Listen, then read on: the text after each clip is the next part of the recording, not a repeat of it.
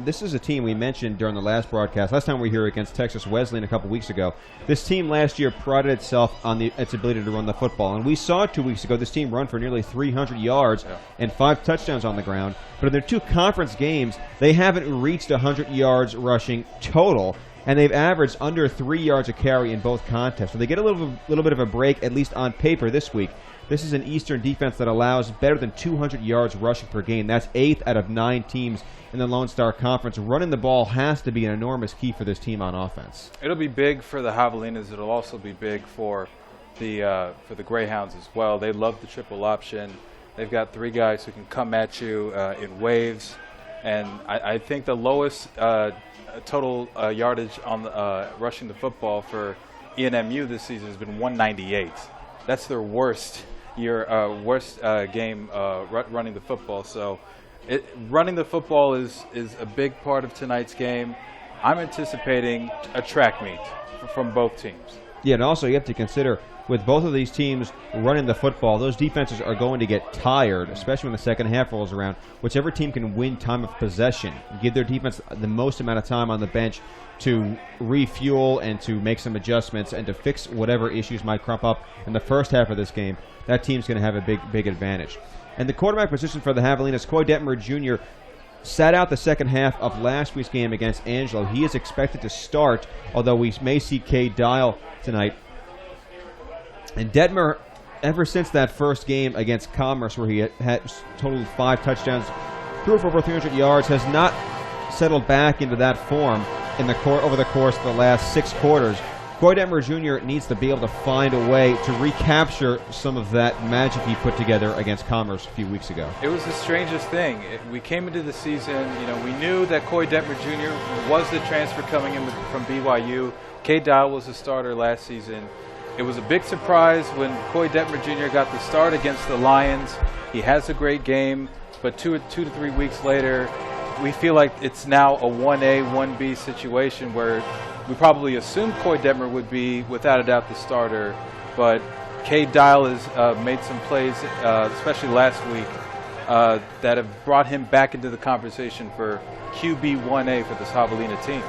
Now on the other side, you look at Eastern New Mexico's numbers on offense, you figure, might as well not even talk about the quarterback. They average 30 yards through the air per game, but you talked about, as far as the rushing game is concerned, they're averaging nearly 250 yards a game. A lot of that is because of their quarterback, Wyatt Strand. He holds the keys to this triple option offense, but you're going to hear a lot of different names called, guys like Paul Terry, Johnny Smith, Tayshawn Gary, who had over 100 yards last year against Kingsville in Portales in a game that the Greyhounds won.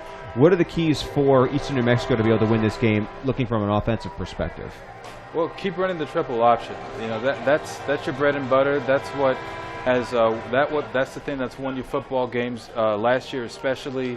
I know they've definitely had a tough go at it, facing off against 2 top 15 teams in their conference 3 weeks into the season.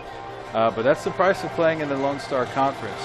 You're going to have to go on the road at Kingsville. You're going to have to play a game against Texas A&M Commerce. And next week they'll have MSU Texas. So it doesn't get much easier for the Greyhounds. But as far as tonight is concerned, they need that triple option because that will be, in the end, their saving grace.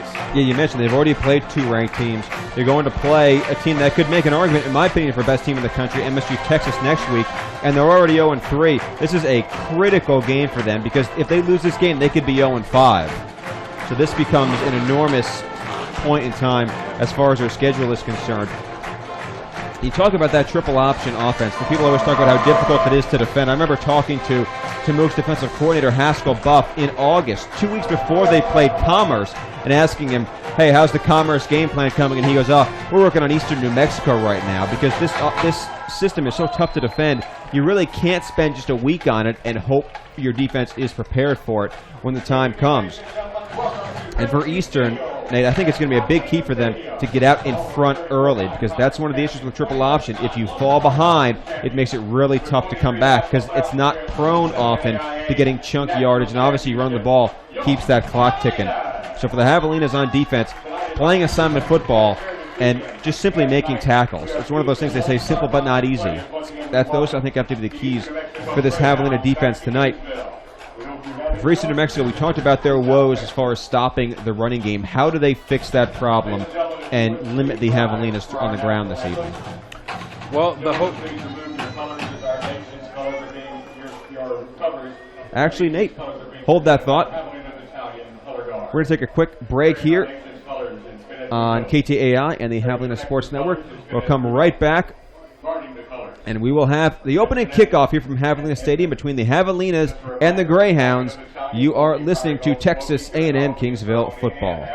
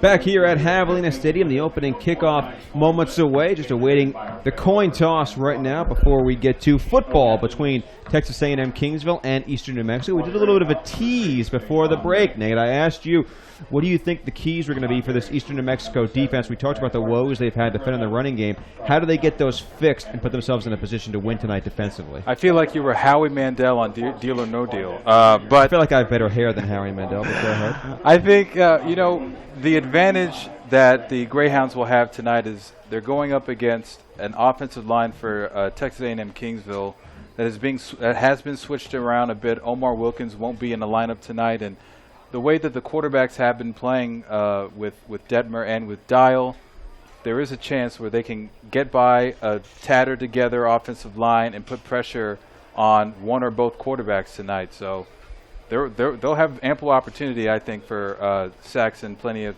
opportunities for plays in the backfield. That is very true. I talked about that a little bit last week at Angelo State. This is a little bit of a patchwork unit that head coach Darren Wilkinson and offensive line coach Phil Sersha have strung together here on the offensive line. This is not the group that this team went into the season with, at least as far as starters are concerned. So Eastern New Mexico might have an opportunity to get some good things going against this offensive line. The Javelinas have elected to receive, and Coy Detmer Jr. races to the sideline. It will be Temuque football. So those questions about this Eastern New Mexico defense, about the Javelinas' ability to run the ball, about Coy Detmer Jr.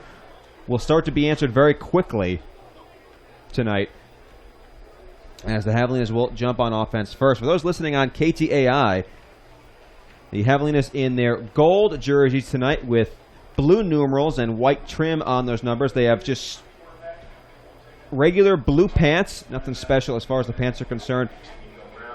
The helmets are blue around the top, and then they get gold down near the bottom, and they have the old Porky logo right in the center of the Javelina headgear. For Eastern New Mexico, very simple uniforms. Green pants with white jerseys, white trim around the shoulder, or excuse me, green trim around those white jerseys on the shoulder pads are concerned. Green numbers, and then on the shoulders, on just above the arms, they have green with black numbers and white trim.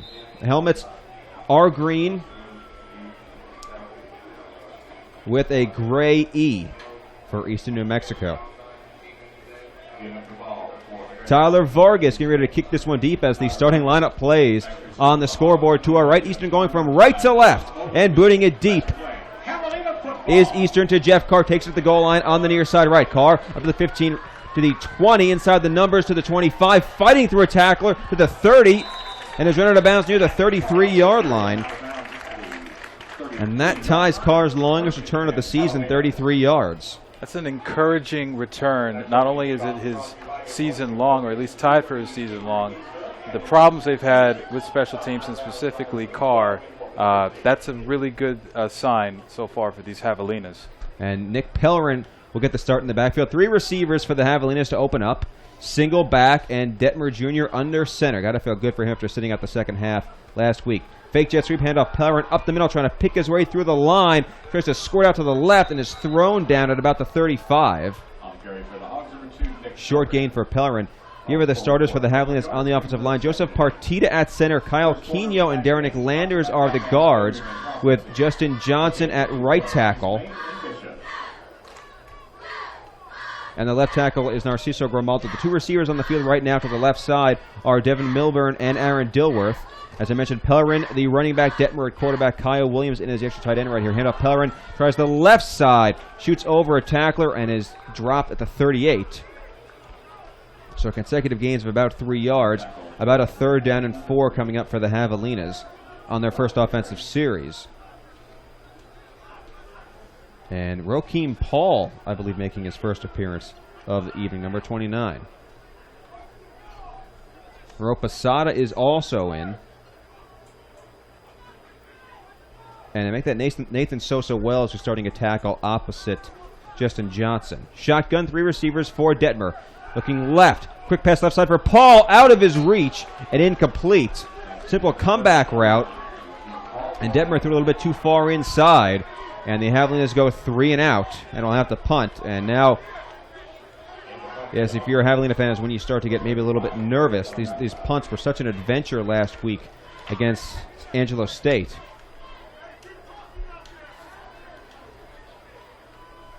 Cameron Smith is back to receive, standing at his own 20. De La Garza, who averages 33.2 yards punt, drops the punt, picks it up, and hits one short to the left side. There's a flag down.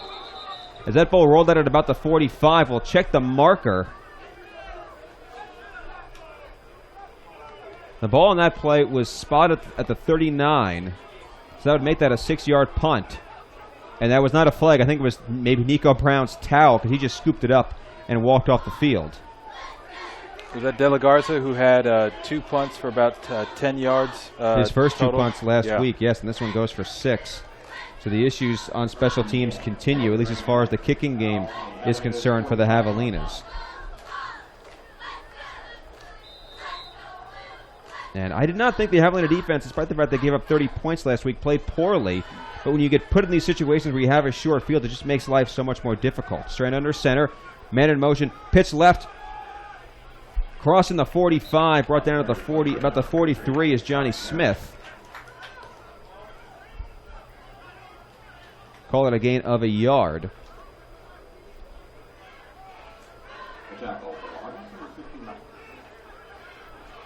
Strand under center again. Wing back formation again for Eastern. And now Strand giving new instructions to his offensive players. Strand drops the snap, and he is swallowed up by 3 or 4 Javelinas, including Sean Sims. He's joined by Caleb Valentine leading that charge. And it'll be 3rd down and long. That's a rare miscommunication from the Greyhounds, an offensive line that always has to be at the top of their game with this option.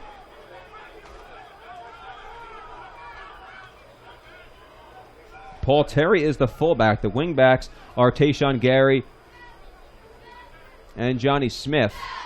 And now 2 of the offensive linemen for Eastern fire off. Eastern saying it was against the Javelinas. Obviously, Tamuk pointing in the opposite direction. Gives me a chance to give you the starters for Eastern. Obviously, stranded quarterback. I mentioned the wingbacks right now are Gary, Smith, and Terry. The offensive line, Caleb Ortiz and Isaiah Callahan are the tackles, with Mr. Berto and Justin Slavi at guard, and Denver Palmali is the center. Tyler Lynch figures to be the tight end. The only receiver we're seeing right now is Russell Montoya. And Eastern, as we mentioned in pregame, does not throw the ball out. They average 30 yards passing a game. And they do call encroachment on the Javelinas, and boy, does that make life easier for Eastern New Mexico. I think right before the snap, it looked like Nick Stiff was trying to run off the field as quickly as possible. Didn't get off in time. Sanchez Lofton now also in 3 receivers split out for Eastern on 3rd down and about 5. Strand, quick pass, right flat, caught by Johnny Smith, and he stretches to get past the 1st down marker to the 34. Picks up enough for 1st down yardage for the Greyhounds. 6 yards on 3rd down and 5. And the Javelinas are rushing to get into formation. Aaron Jackson running off the field. Ball spotted on the right hash. Eastern going from right to left.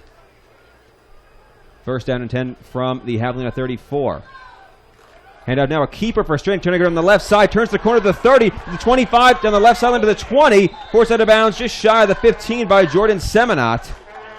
And an 18-yard run for Wyatt Strand, another 1st down for Eastern. The starters for Tamuk on defense, Brandon Jones and Caleb Valentine are the ends on the line, with Vaughn Taylor and Sean Sims in the middle. The linebackers, Jalen Harrison and Tremichael Tutt in this 4-2-5. The defensive backs, Jordan Seminot, Aaron Jackson are the corners. Peyton Hendricks and Sean Landez, along with Devontae Williams, are the 3 safeties. Strand, keeper now, a pitch right side for Smith. Turn upfield, gets nailed by Caleb Valentine. That'll be about a 4-yard loss. And those are the kind of plays that the Javelinas need from Caleb Valentine and Brandon Jones today. They didn't have a sack on defense last week. They're not going to get too many sacks today, but they're going to need to make plays like that, get off blocks, and hit these guys in the backfield. Early on, it looks like the Javelina defense is scrambling, and they're not sure where they need to be. Part of that might have to do with that 6-yard pass play that happened a couple of plays ago. I'm sure the Javelinas weren't ready for that. Strand with man in motion from the left side, and now we get some uncoordinated movement, throwing into the end zone, and over the head of Lofton was Strand. Flags obviously came down, and we'll check the markers this time. And Haskell Buff is out on the field, vigorously arguing, I'd imagine, for another false start, or for a false start, considering the last one was called on his defense. 10:48 to go. We're in the 1st quarter. No score between the Javelinas and the Greyhounds. It was the head linesman who threw the flag on the far side. And they get the Javelinas for a 2nd encroachment penalty. So we saw a 3rd and 9 go to a 3rd and 4 because of a penalty. Now that turns a 2nd and 12 into a 2nd and 7. Strand with man in motion. Pitch left side for Gary. Trying to turn upfield inside the 10. Tremichael Tutt is there to wrap him up at around the 9.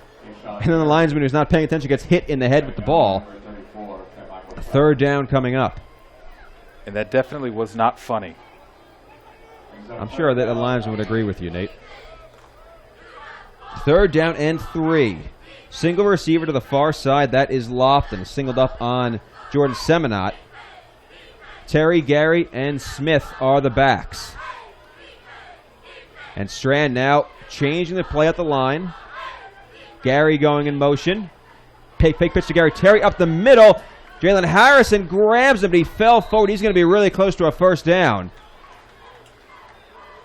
And indeed, the ruling comes down. That is a first down on the run by Terry. He is this team's leading rusher, 319 yards this season. He occupies the spot that Kamal Cass did last season when Cass was one of this conference's leaders in rushing yards. That fullback spot in the triple option right behind the quarterback is the workhorse. Strand, hand off Terry, left side, turns upfield inside the 5, rides the defender to the 2, and tackled there. And that was Peyton Hendricks on the stop. Second down and goal. The Greyhounds trying to get on the board first tonight. Second and goal. They took over at the Javelina 45 after a 6-yard punt and have moved it down to the 2 where they have second and goal. Now coming in towards the line is Johnny Smith, who was split out wide to the right. Wide left is Tayshawn Gary. And Terry behind Strand. Hand off Strand, trying to run right side, cuts upfield in for a Greyhound touchdown. Touchdown, Greyhound. So the Greyhounds Ladies and gentlemen, just a reminder, according to university and NCAA rules, drive 45 yards here in the first quarter for the game's first touchdown.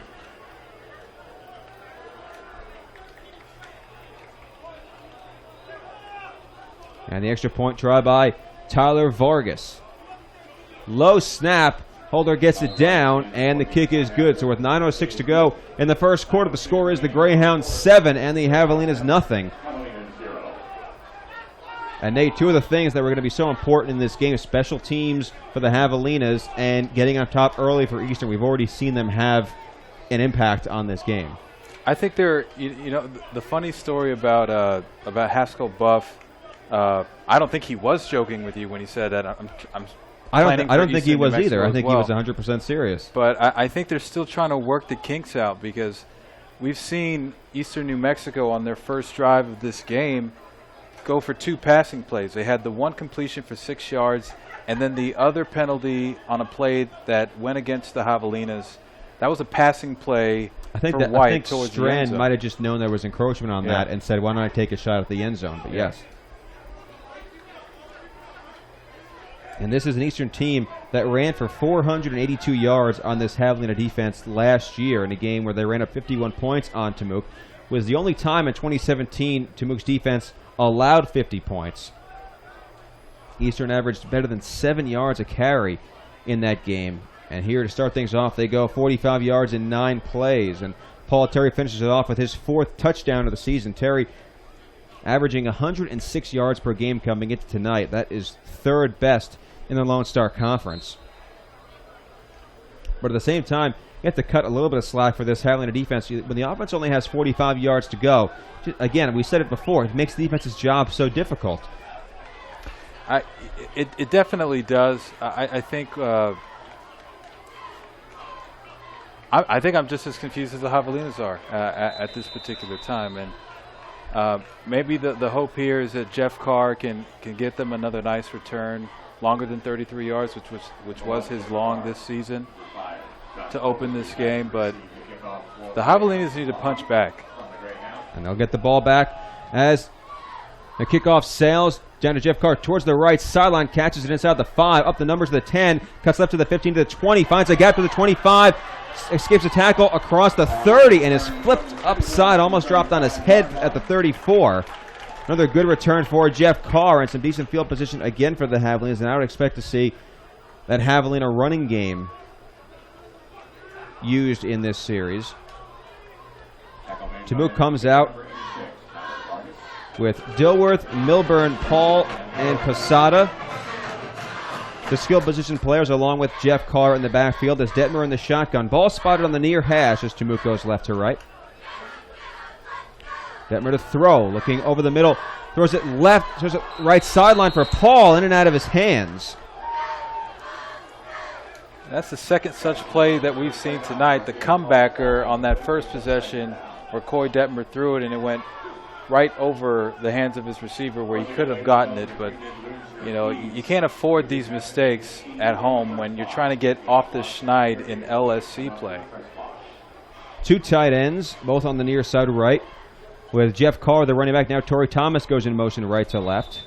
And flags fly. I think they're going to get the Javelinas for a false start.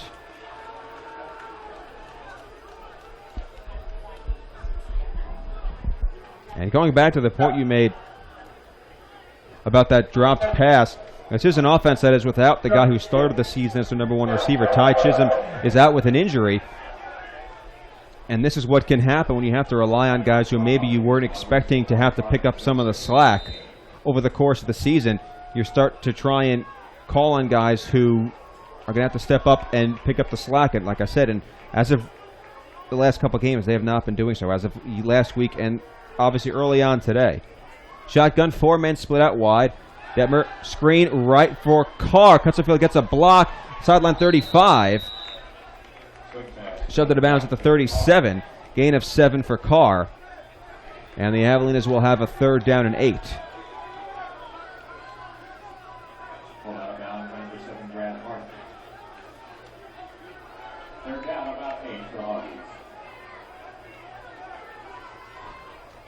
That was Detmer's first completion in 3 attempts. Detmer, obviously a rough game against Angelo. Just 6 completions in 17 tries, 47 yards and a touchdown. Didn't play in the second half. Shotgun, 3 receivers. 2 receivers left. Now make it trips left with Posada in the slot and 1 man right. Detmer to throw. Under pressure, deep ball. Right side for Milburn in double coverage. Incomplete. Milburn wants pass interference, but there was no one playing anything but the ball on that pass. And Tamuk goes 3 and out again. The pocket was collapsing, and he was hoping to get a pass interference call, but I'm not sure why Coy Detmer wouldn't try to just throw it out of bounds instead of into a double coverage scenario where maybe at another angle ENMU would have had that interception. De La Garza trying for his 2nd punt. Eastern only showing 5 guys on the rush. Good snap. Only 2 players come, and this one is a great punt by De La Garza. Fair catch, Sigma 4 by Smith. Makes the catch inside the Eastern New Mexico 25-yard line. And De La Garza left San Angelo more than a little bit frustrated. But one of his best punts of the season right there, and Eastern will have to go the length of the field against this Javelina defense this time. Once again, Terry, Smith, and Gary are the 3 backs, and a single receiver to the near side, Sanchez Lofton. Eastern threw 1 pass in that first possession and ran the ball 7 times. Strand fake handoff, pitch left side for Smith, turns to the field to the 30. He's going open field to the 40. He's to midfield, left side to the Javelina 40. Breaks a tackle and tackled at the 30 by Sean Landez. It's a 47-yard run. And the Eastern offense is back in business. 3 times the Hounds have rolled it out to the left side of the field, and they've got big chunks of yardage against this Javelina defense. And Javelina is trying to avoid falling behind early for what would be the first time this season. Strand calling an audible at the line. 3 down lineman for Tamuk. Strand, pitch right side for Smith. Trying to turn the corner. Valentine is right there. He escapes Valentine, but is brought down at the 26. 2-yard gain as Tamuk was on top of the pitch that time. And Valentine was on top of it the last time as well when they ran it up the right side. Good pursuit there by the Javelina defense to squash that play.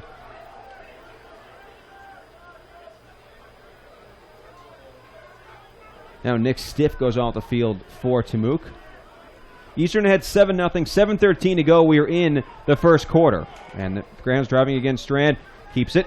Tries to keep it. Tries to run it himself. He gets swallowed up in the backfield. Valentine is there again. Might have lost a yard. 3rd down and 8. And we'll see now how aggressive Eastern gets throwing the ball in this spot.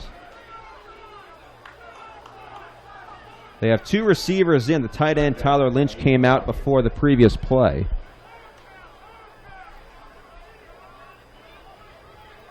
And 3 receivers split out with Johnny Smith, the slot man, on the right side. Strand, right flat, pass dropped in the backfield by Gary. The Javelinas say it was a live ball. Now it's being fought for. A pile up at around the 36. I think Eastern might have gotten back on top of it. Javelinas is convinced that's a fumble. And it is Eastern football. Javelinas had 2 or 3 chances to dive on that ball and just couldn't do it. But the silver lining is they knock Eastern out of field goal range, a punt forthcoming from Tyler Vargas. Vargas has dropped 6 punts inside the 20 in 3 games so far. Donovan Moore back to catch this one. Sean Landis handled those duties last week and did an excellent job. Had a 39-yard return to his credit, but Moore taking over those duties once again tonight. Vargas trying to pooch it. Short punt towards the sideline. Moore on the numbers, comes up and makes the fair catch at around the 11. So another good punt by Vargas. And the Javelinas will get the football back with 5:40 to go in quarter number 1. They lead this one by a score of 7-0. Or check that. The Javelinas trail by a score of 7-0 against Eastern New Mexico here in the first quarter. And this is where, to state the obvious, Nate, but sustaining a drive is so important for this Javelina offense, because if for no other reason, even though their defense got a stop on that last possession by Eastern, the Javelinas are going to need some time on the sideline defensively to regroup, to kind of drink some Gatorade maybe, and get everything back to where it needs to be for the next time Eastern gets the football. Carr started, or Nick Perlin started this game at running back. I don't think we've seen him in the following plays whenever Detmer and the offense have come out here. So that's right. They gave the first series to Carr, or to Peller, and Carr handled the second one. But for the Javelinas, they're going to need to find a way to sustain some offense, eat some clock if nothing else, and like I said, give the defense the time to rest. You can't just throw this defense back out on the field after 3 and out and 3 and out against an offense that takes such a toll, especially on your front seven. You got to give credit to the Javelina defense for their stand there. They gave up the big play to Smith that got them all the way inside the 30-yard line, but they held up. They ate up the right side of the offensive line for Eastern New Mexico. Valentine was all over it, and right now it's Valentine, doing everything on that defense for Texas A&M-Kingsville. And Valentine had 15 tackles for loss last season. He already has 7 this year through less than 4 games, so he's on a pace right now to surpass what was a pretty impressive total from last season. Jeff Carr back in at tailback. Alan Smith and Aaron Dilworth are the 2 receivers for Coy Detmer Jr., who also has a pair of tight ends on the left side of the offense. Detmer under center. Torrey Thomas goes in motion to the right side. Give to Carr, plunges into the line, is hit quickly. They mark him at the 15, call it a 3-yard gain for the Javelina tailback. And the Javelinas are going to need to continue giving the ball to their running backs. And I would expect to see Luis Lopez sooner rather than later. I don't think running in between the tackles is the best idea right now, because you have an offensive line with Kingsville that isn't quite together. It's put together, as you mentioned earlier. So I think they need to try going out towards the edges. Detmer in a shotgun play fake. Left side for Brett Hertel. Hertel across the 15. Gets to the 19 before he's knocked out of bounds. And another third down for the Javelinas. They're 0 for 2 on this down so far tonight. This one will be 3rd down and 4. They give Hertel to the 17. So make it a 3rd and 5. Tamuk needs to get to the 22.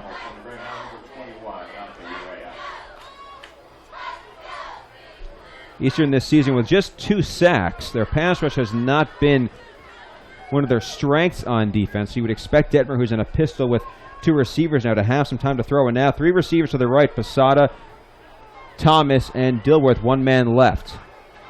Detmer back to pass, looking left. There was a slant to Smith, incomplete. The Javelinas won a flag, and 1 comes in. Very late. And this will be pass interference, and that'll be on Tony Andrews.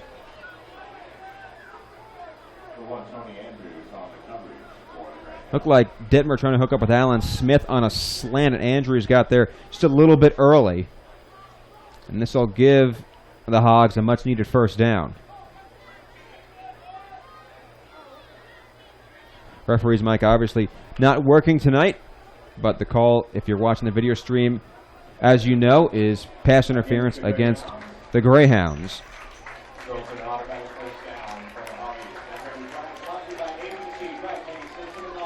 And the chains will move for the first time with the Javelinas on offense.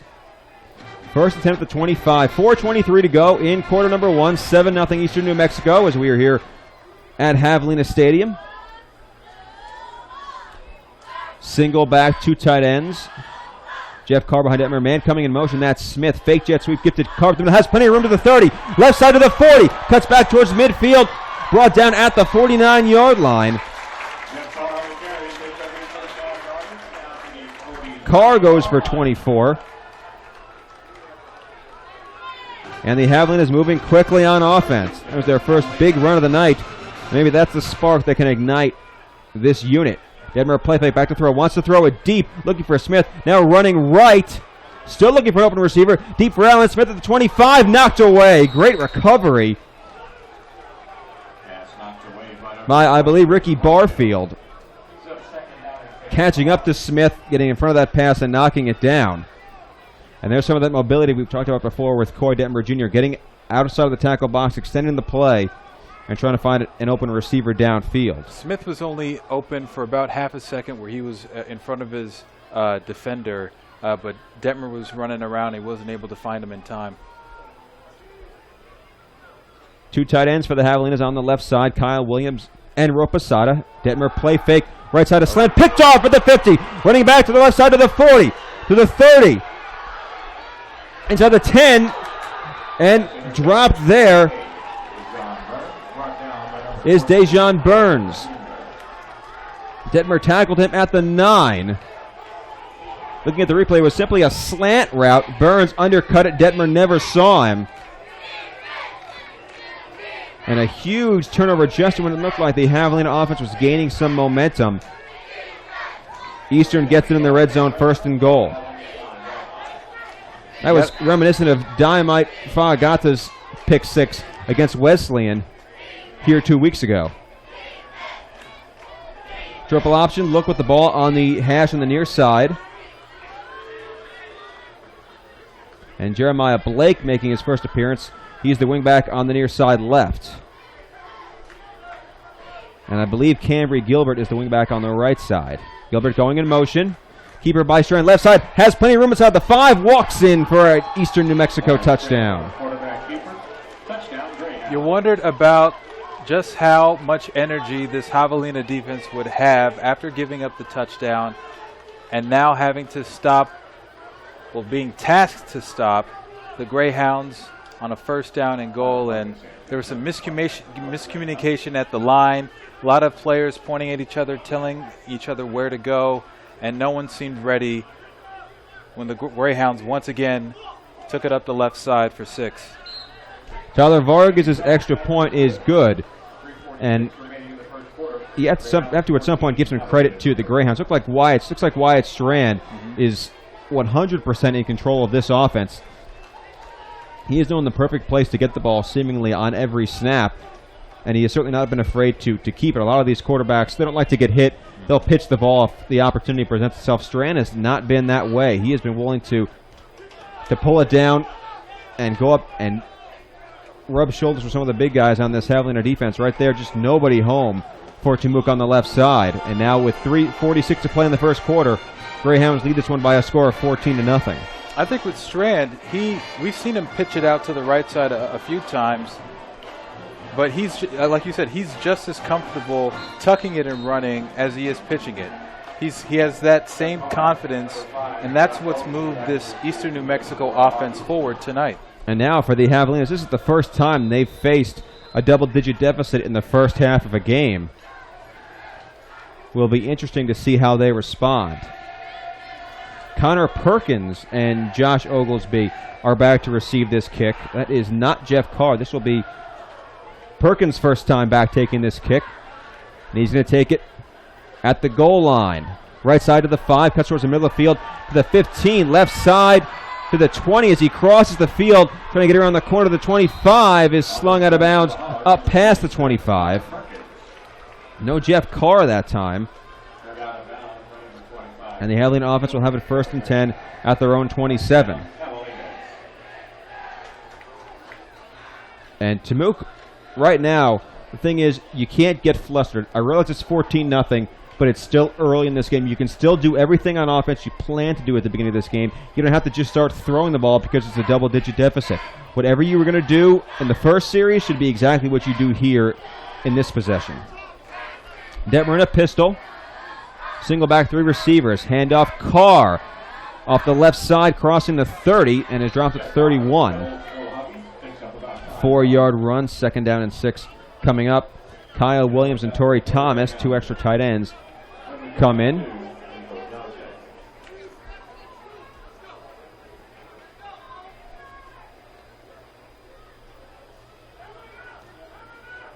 Bunch to the left side and with 3 tight ends for Detmer, who has Carr once again behind him as the tailback. Now all 3 tight ends move to the near side right. Detmer has to pitch it back to Carr, who's bobbling it, and eventually corrals it in the backfield to 26. There was a man who just flew in, who was on Detmer before he could hand it off. Detmer tried to pitch it to Carr, and Carr could only get a handle on it after he was on the ground at the 27-yard line. So the Javelinas lose all 4 yards they gained on first down. It'll be 3rd down and 10, and someone missed an assignment. And that was very nearly another turnover, which would have made the Javelina defense, tired as they are, come back onto the field deep in their own territory. Detmer on 3rd and 10 to throw. Looking deep, left side for Smith, who gets shoved in the back. The throw sails over his head. And there's a flag in the backfield, which I'm going to bet is either holding or roughing the passer. I'm surprised the refs didn't see that shove at wide receiver.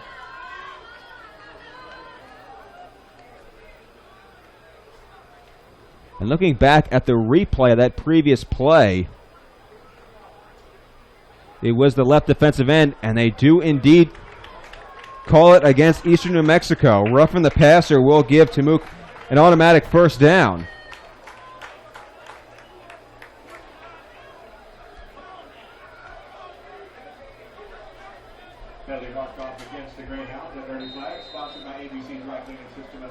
And that was Kennedy Tulamaseli on that 2nd down play, who just flew in from the defensive end position to cause that loss of yardage. Detmer in the shotgun, looking left, a screen caught by Williams, has some room to run, across the 45 to the 50, left side 45, dragging a defender to the 40-yard line.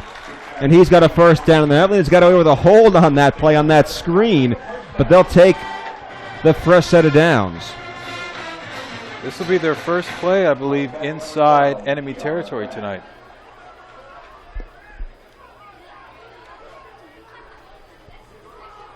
.204 to go. We're in the first quarter. It's 14-0 Eastern New Mexico. Temuque trying to eat into that lead. 3 receivers for Detmer in a pistol formation. Milburn and Allen Smith, the receivers to the near side right. Detmer play fake. Right flat for Posada. Turns upfield 35. And gets submarine to the 34. And then an extra shove from Devin Milburn after the play. 5-yard gain on Posada's first catch of the night.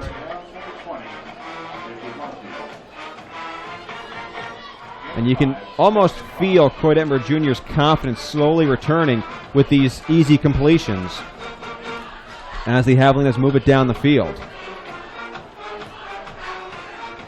I think that confidence comes with, trust in an offensive line that will protect him. Armstrong, Dilworth, and Milburn, the receivers, as the Javelinas in an offset eye. Dilworth in motion, handoff, Carr right up the middle, is met after a gain of 2. And the Javelinas will have a 3rd down coming up as we near the end of the first quarter. And this is not outside of Julio De La Garza's range, but De La Garza is just 2 for 4 this season, and also with Temuque down 2 touchdowns. If this 3rd down and 3 becomes a 4th down and 3, I would expect to see the Javelinas go for it. Nick Pellerin has come in at running back. Pellerin and Williams are on the backfield with Detmer, who's in the shotgun. And now the 2 men in the backfield with Detmer switch sides. 3 receivers. Quarterback back to throw. Right side screen for Williams. Bobbled it, but caught it. Runs over defender at the 30. Charges past the line to gain. 1st down, Javelinas. Williams took a shot at about the 31, but refused to go down and picked up a 1st down for his efforts. And makes another Javelina 1st down. And the Javelinas move the chains once again. So Kyle Williams, who had just 3 catches coming into this game, becoming more involved in the offense tonight. And now Eastern racing a player in late. Williams was 2 yards short of the first down when he took that hit. Stayed on his feet and got the necessary yardage. 1st and 10, Detmer, hand up to Pellerin, trying to get her on the left side. Plenty of white jerseys there. Pellerin tries to turn the corner and is shoved out of bounds for about a 4-yard loss. Good pursuit by Eastern, just strung that play out, and Pellerin had nowhere to go. That will be the final play of the first quarter. The score at the end of 1. Eastern New Mexico 14. The Texas A&M-Kingsville Javelinas nothing. We'll be right back on the Javelina Sports Network in 30 seconds. Do not go away.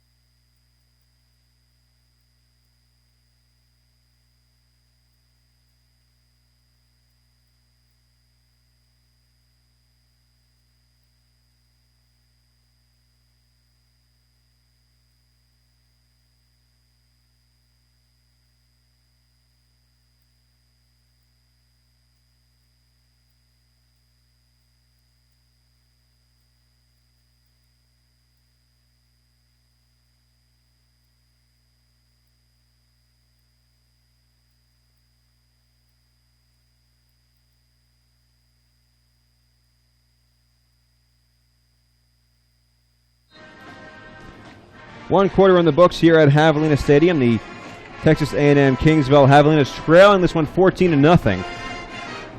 But Timu's offense with its first sustained drive of the season, or I should say of the evening right now,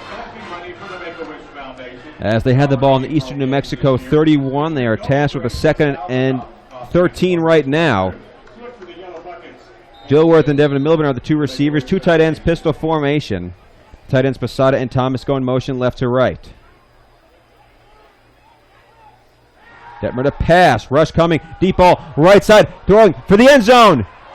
For Dilworth. Incomplete, but a flag is thrown. And I believe Charles County is going to get knocked for pass interference. Pass intended for number 88, Tyler Wilson. Flag on the play. Coy Detmer Jr. also took a really rough lick at the front end of that pass. Well, Detmer's back on his feet, getting the play in from his 2 understudies, Casey Rossellini and Cade Dahl on the sideline. So Dahl appears to be okay, and that's a huge first down. Instead of 3rd and 13, it's 1st and 10 at the 16-yard line. I started to worry and think that maybe they might have to think about a field goal again after that first down catch from Williams. 2 receivers, right, but a handoff. Pellerin squirting through the middle for a couple.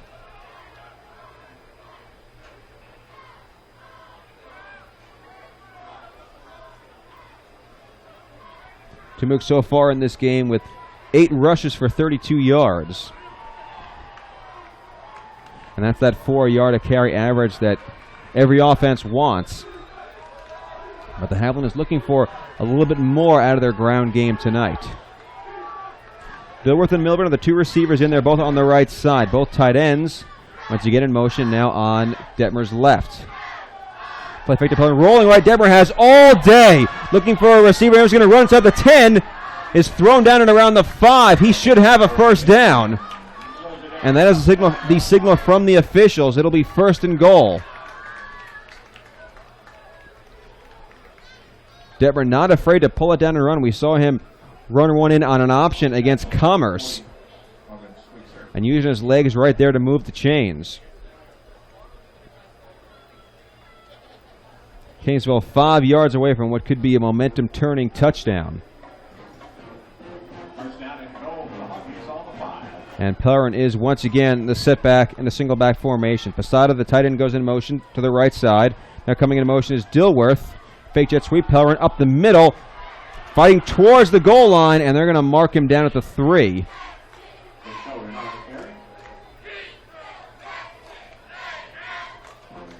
And Nate, I don't know about you, but if I'm Darren Wilkinson, I'm running it probably 3 more times. Forget a field goal. When you're this close, down by 2 touchdowns, you don't want to have to settle for 3 points. I think that a couple of plays ago, I think it was a perfect play called the naked boot, where Detmer ran out to the right side for a first down. Both Pellerin and Carr in this pistol formation. 3 receivers, Dilworth coming in motion. And up the middle, fighting towards the goal line. A flag goes down. I think he's in, and that is the signal touchdown. And it's the referee who's making the signal touchdown who threw the flag. That would indicate to me that it's probably a defensive penalty. And that is the reaction from the Javelina huddle. And offside's the call. That will obviously be declined. And the Javelinas are in the end zone for the first time tonight.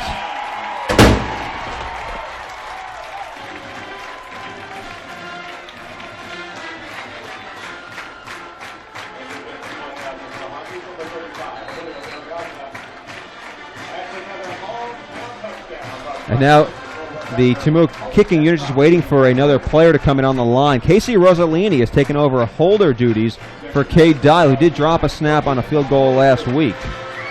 Good snap. Spot is down. De La Garza's kick is up and good. With 12:47 to go in quarter number 2.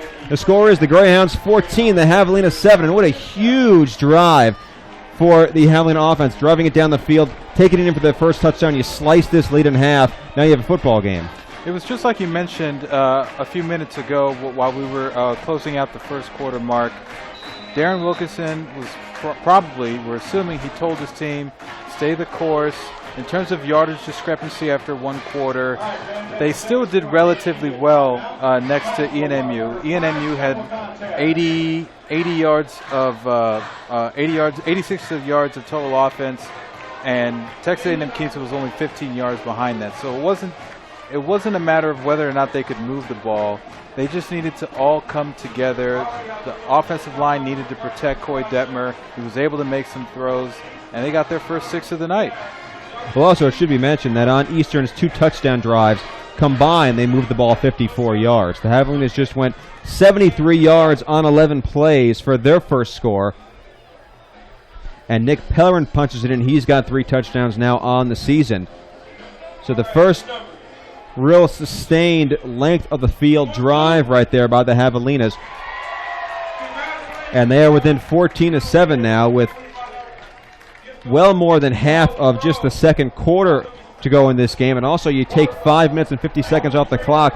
A lot of time for this defense to regroup and refuel and get set to take on this Eastern New Mexico offense again. And I think, as you said earlier, the plan is still the same, offensively speaking, for Texas A&M-Kingsville. You can still run the ball on this defense from Eastern New Mexico. You're just going to have to be a little bit more creative in how you do so. In between the tackles might not be the most successful move, but a naked boot for 5 or 6 yards might be an option to keep them off balance. Well, not to mention the fact that with the way Detmer has been playing recently, Detmer started 1 of 4. He's now 5 of 10 passing.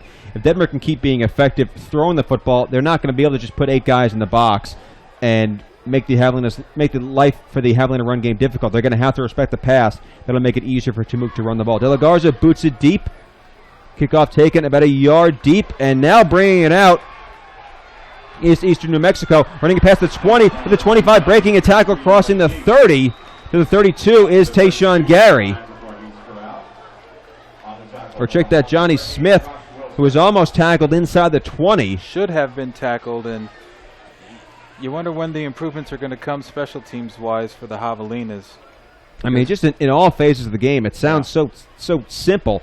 Tackling is important. Maybe I shouldn't say in all phases, maybe not on offense, but special teams and defense, it all starts and ends with tackling. And you can't miss tackles, especially ones that allow the opposition to gain 15 more yards. Eastern in their wing-back offense. Hand off Terry. A flag goes down as Terry trying to run through Jalen Harrison. Still going, crossing the 40. He's got first down yards, but we'll check the penalty. Eastern is convinced it's going to be against the Javelinas, as their head coach Kelly Lee immediately signaling to decline it. And the line judge is going to say encroachment. That's the 3rd offsides penalty against this Javelina defense tonight. And you wonder if they're just a little anxious trying to get the jump on this triple option offense. They clearly weren't ready for it.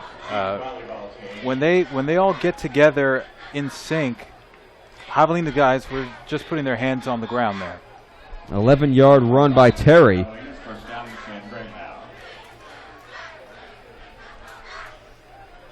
Easton already with 91 rushing yards here in the second quarter. Strand will keep it himself. Brandon Jones has him in the backfield. He escapes, cuts right. He's to the 45. Crosses midfield to the 50. 45, 40. A flag gets thrown as Strand cuts back to the left side inside the 30. The ball pops out. The Greyhounds trying to fall on it, and they do at the Temuco 23. There are 2 flags. I think this is going to come back, and Sanchez Lofton is hearing it from Kelly Lee. You think that was a block in the back? I think you're probably right. I think that's what it was. Either that or a crackback.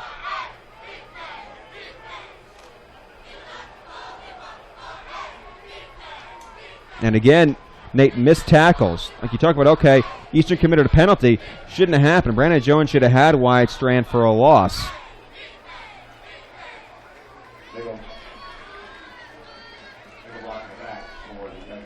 And indeed, a legal block on the back is the call. This will be, I believe, a spot foul. So it'll be first down and about 5.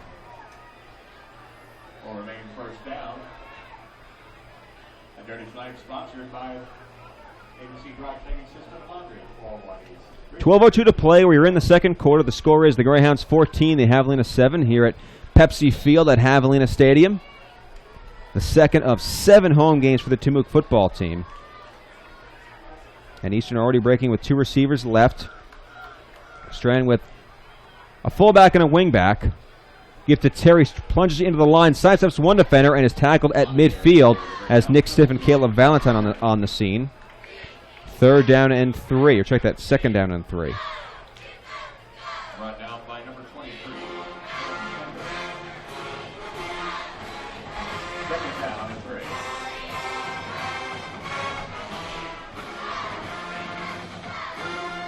3. Eastern with just 1 pass on the ledger tonight, and that's just the way they like it. Strand with a man in motion, instead gives it to Terry. He fights his way towards the marker. He might be a half a yard short.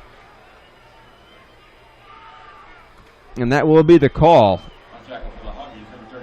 3rd down and about 18 inches. 3rd down and inches for the Greyhounds. Strand with Gilbert, Blake, and Terry. The 3 backs in there with him. I'd expect a QB sneak right here. Strand sneaks off the left side and slides ahead to the 45. Easy first down. And the chains will reset with 10:45 to play in the second quarter. Looked like a delayed sneak there. He anticipated the line to converge and waited just a fraction of a second to go forward for 3 yards. Eastern averaging 6.5 yards per rush. And Temuco's defense needing to find a way to stay disciplined here and get off blocks. Pitch left side for Gary. Upfield crosses the 45. Ridden down by Caleb Valentine at the 41. 4-yard run by Gary. Gary ran for 108 yards on just 9 carries against the Blue and Gold a year ago. And he had the touchdown that sparked that 51-34 shootout that we saw in Portales in 2017.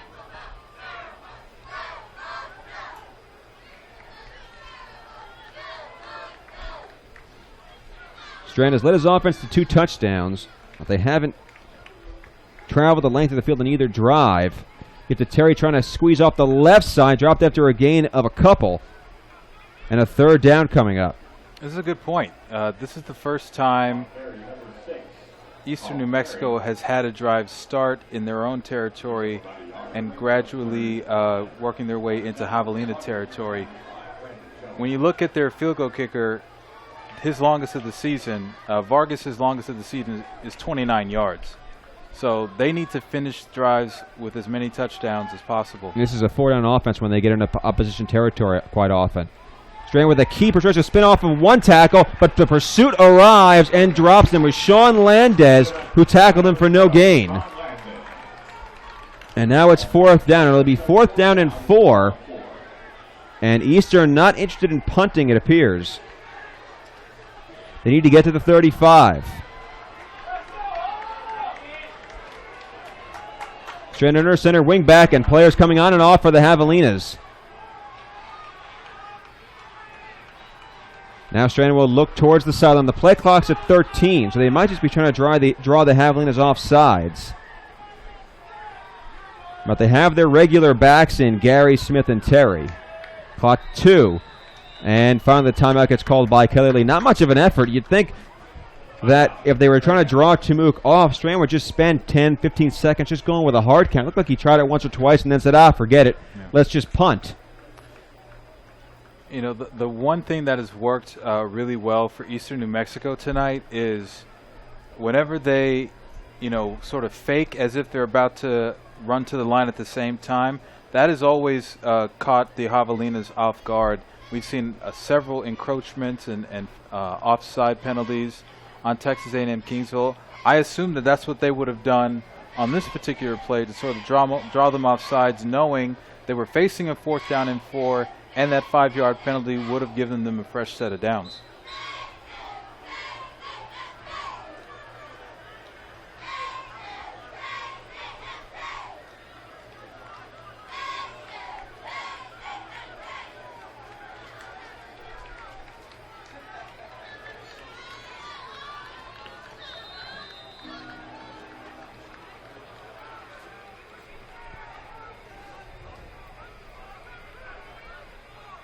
Vargas upon his first boot went 23 yards, but it landed inside the 20-yard line. Vargas with another kick towards the end zone. And this one's going to bounce inside the 5. Eastern there to down. It looked like they were in the end zone. There were a few Javelinas interfering with the attempt to down it. And indeed, the call does come down. It is a touchback. Javelinas will have the ball there on the 25-yard line.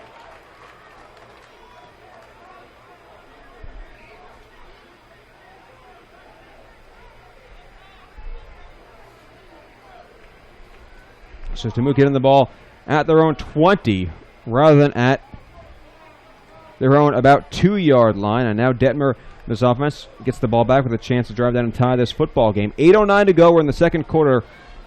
The Hogs trail 14-7. And they just went 73 yards for a score on their last drive. Trying to go 80 right now to tie up the football game. 3 men in the backfield with Detmer. Now Williams goes in motion off the right side. Play fake to Oglesby. Has Thomas open in the flat, but it's deflected. Knocked down by Hayden Hill, who got in the face of Detmer. And Thomas probably has a first down if that ball gets to him. But good defense by Hill.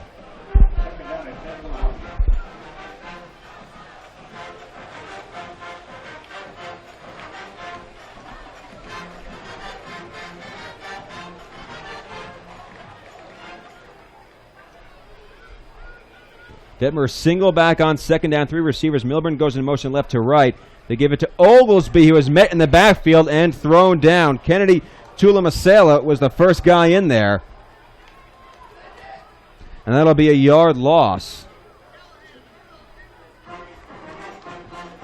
And now it's 3rd down and 11. Interesting that Oglesby is being used as the third running back we're seeing tonight, and not Luis Lopez. Lopez led the team in rushing against Angelo last week, had a couple touchdowns the last time the Hogs were here at Javelina Stadium. But Oglesby getting the call here in the second quarter. 3rd down and long. Only 2 receivers for Detmer, a couple tight ends as well. Back to pass. Here comes a blitz. Detmer over the middle for Thomas. He makes the catch. I believe he's going to be about a yard short of the first down. The line judge is going to give him to about the line to gain. And he did signal for a clock stoppage. They're going to call this a first down. And looking at the replay, it looked like that was a generous spot. And that looked like a dangerous throw from Coy Detmer Jr. There were 3 Greyhounds ready to take him down as soon as he caught that football. Well, he's got the bravado to try those throws. He's not afraid to try and throw it in between a couple of defenders. We saw that when he tried to get it to Devin Milburn deep earlier in the game. Pistol for Detmer with 2 receivers. Rolls right, screen from Milburn, who was dropped immediately in the backfield. Tony Andrews was right there. And Tamook loses yardage. This is an offense that really thrives on those short throws, whether it be screens or simply passes in the flat. I don't think the offense should rely on those all that much. I think you still have someone in Coy Detmer Jr. who, yes, can extend plays, but he can also break one for 15, 20 yards if he's given the time and space for it. Detmer looking left, throwing a slant for Donovan Moore, who catches it, spins away from one tackler, and is brought down at the 39. Or checked at the 34. That is a 6-yard gain. And Kingsville with a manageable 3rd down, 3rd and 6. For Moore, that's his 4th catch on the season.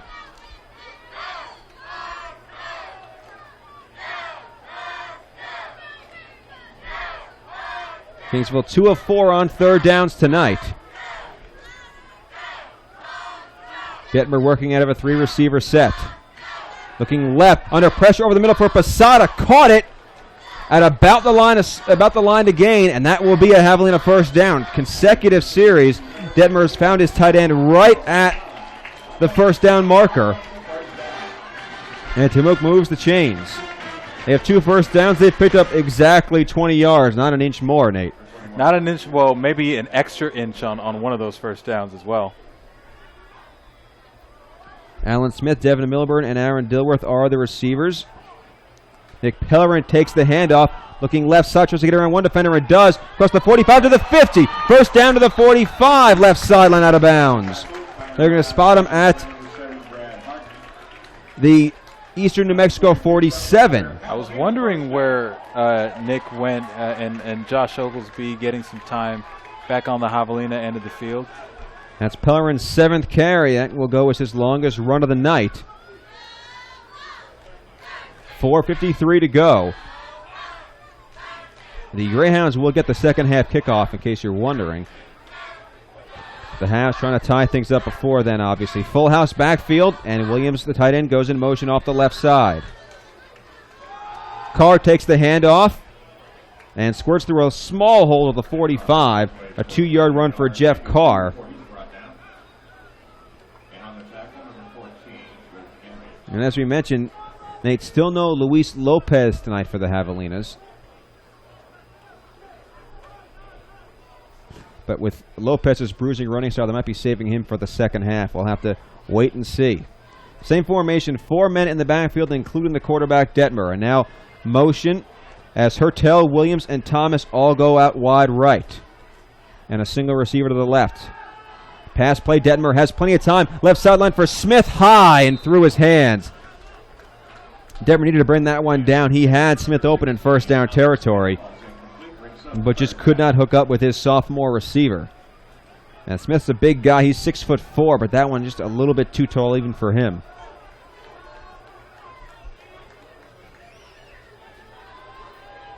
Habs will be looking for their third down conversion on this drive. They'll need 8 yards for it. And 4 men split out wide. Trips right now. Armstrong goes in motion and now goes back up to the right side. Blitz being shown. Here they come. Detmer, screen left into coverage, incomplete. There were 3 Eastern players right there. That screen never had a chance. They sniffed that out from the beginning. And a punt is forthcoming with 3:52 to go until halftime. That could have been not only an interception but holding on 79 for Texas A&M-Kingsville, which would be Jorge Rios. De La Garza, who is very good at dropping punts inside the 20. He's done it 5 times this season. And now Eastern will use a timeout.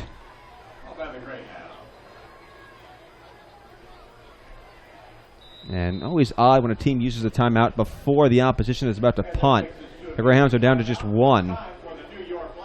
And they'll have 3 minutes and 52 seconds to drive the length of the field and try and add to their lead once again.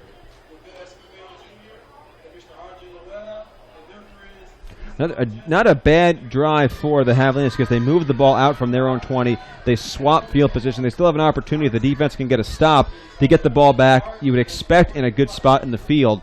and attempt to drive down and score again, but the defense now has to go do its job. I think the Javelina defense got enough rest with that drive starting at the 20-yard line.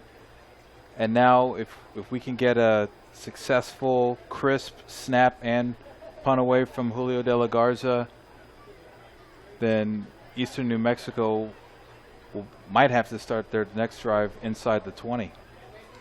One thing that should not be ruled out, this is a team that ran more than one fake punt last season. We have not seen that yet this year, and they're right about it in midfield. This is the kind of territory where you would see a fake punt, because even if you don't get it, you're not giving the other team ridiculous field position. It's just at midfield. I think the lack of clean snaps, even we've seen today, that first punt that De La Garza had, he couldn't grab the snap cleanly, and he kicked it away for 6 yards. I think if they had more confidence with the long snapper and Julio being able to catch it, they'd probably try that more often. De La Garza gets off a line drive punt that bounces inside the 10, takes a high hop, now rolls inside the 5. And let's see, I think it ended up finding the end zone. Nope, the official right there places it. It has to be about as close to being a touchback as it could ever be and not be one. I don't know how that ball is not over the plane. Javelina has very nearly let that opportunity slip through their fingers, and the punt returner for Eastern, Russell Montoya, came off the field waving his arm as if to say that was a touchback. That wasn't down before it got to the end zone. The way the special teams has gone tonight, I thought that was going to go into the end zone. But the Javelina punt team managed to get their hands on it before it crossed the goal line. And now Eastern with a tall task ahead of them, 99.5 yards away from a score. And this is the chance the Temuque defense needs to try and build some momentum. And now a flag from the secondary is thrown to delay a game, and Eastern will throw up their arms and say, well, who cares? They could take a week to decide on this play, and the penalties will not mean one iota. I believe that makes it 99.75. Kind of splitting hairs there, aren't you, Nate? Yeah, a little bit. 1st and 10, hand up to Terry, up the middle. And the Javelina are saying they have the football. And indeed, it is Javelina ball. Caleb Valentine charges off the field, football in hand. And we saw Eastern get a huge turnover with an interception. Now the Javelinas with an enormous turnover. They'll have it 1st and goal at the 3. Like you said earlier, when Coy Detmer scored the first touchdown for Texas A&M-Kingsville, you're inside the 5. You're running it the next 4 times no matter what. You want to tie this game. You have plenty of time to get your 6 with 3.5 to go in this half, but you have to run the football all 3 times, 4 times if you need to. The big thing you can't have here is you can't have a penalty. You can't take 1st and goal to 3 and make it 1st and goal to 13. 2 tight ends in. I-4 offset I with Carr, the running back. Detmer pitch right for Carr, trying to turn upfield. Tries to get around the corner, and he'll get swamped in the backfield for a 4-yard loss. And I don't know why you wouldn't just run up the middle. Why are you going to the corner? For Eastern New Mexico. So now it's 1st and goal to 3 becomes 2nd and goal to 7. That's essentially a false start penalty going in favor of Eastern New Mexico, and now it's 2nd and goal from the 7. Detmer a full house backfield once again. And now the backfield empties 4 receivers. Detmer looking, rolling right, under pressure, gets sacked at the 10. The ball came out. Eastern says they have it, and they do.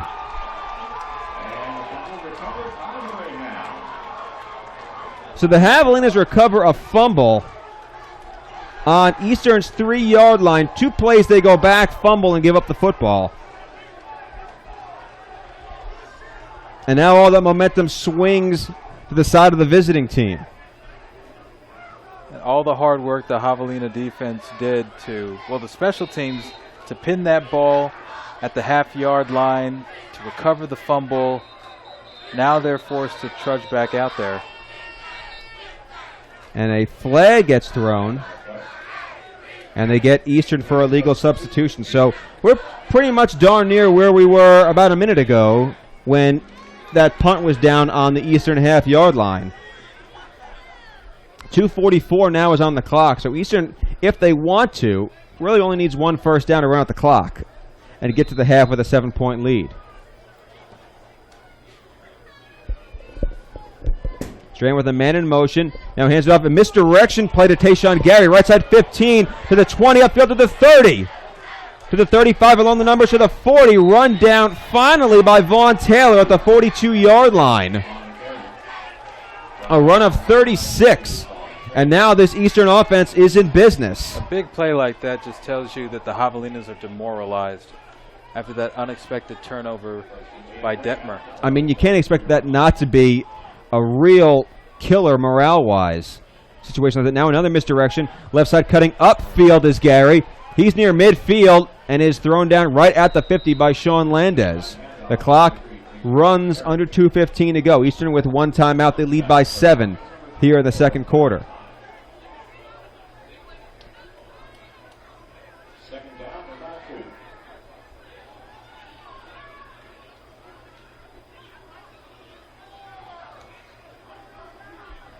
Two men split out for Strand, who has his fullback Terry behind him. Going in motion is Gary. Now Strand will throw it, looking deep on the right side.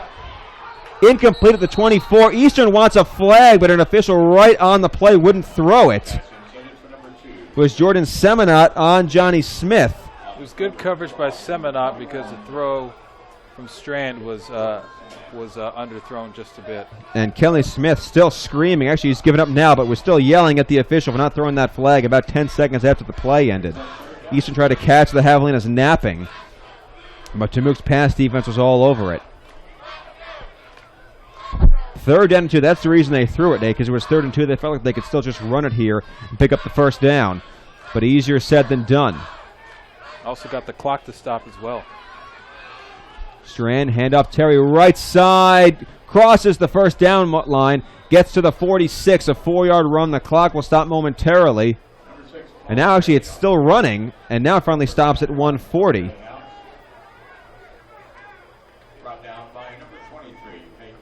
Eastern with both of their, or actually check that, make that Nathan Betts, who's in with Sanchez Lofton. There are the receivers.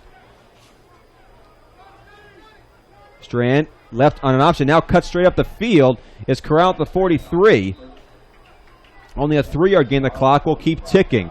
1:15 to go, and as you mentioned, Nate, this field goal kicker, Vargas, at least at this point in the season, has not shown a lot of range. So we'll see how close Eastern feels they need to get to try a field goal. Strand rolling left, another pass play. Pressure coming, goes at left sideline, through the hands. I made that right sideline for Nathan Best, through his hands, incomplete. Even if he corralled it, I don't think he would have had the 1 foot, been able to get that 1 foot down for that first down.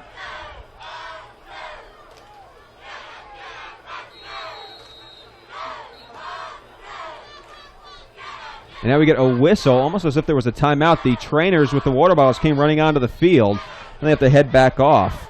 Some confusion maybe as to whether or not the Javelinas called a timeout. 3rd down and 7, 58 seconds to go.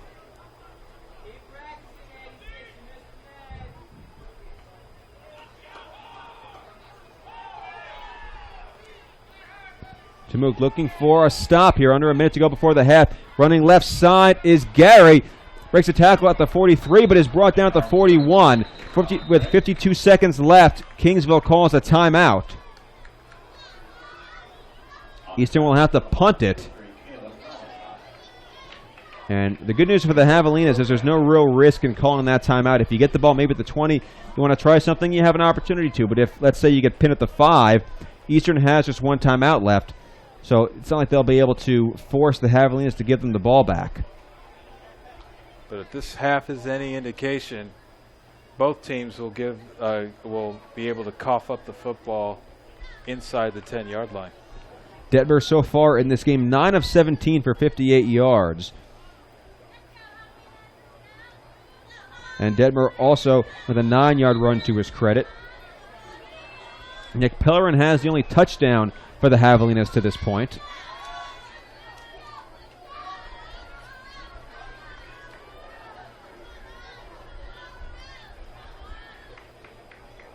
It was his 3-yard plunge that cut this Eastern New Mexico depth lead, I should say, from 14 points down to 7. Donovan Moore back at the 10. Vargas looking to pin the Javelinas deep, put them in a spot where they'll just run out the clock and go to the locker room.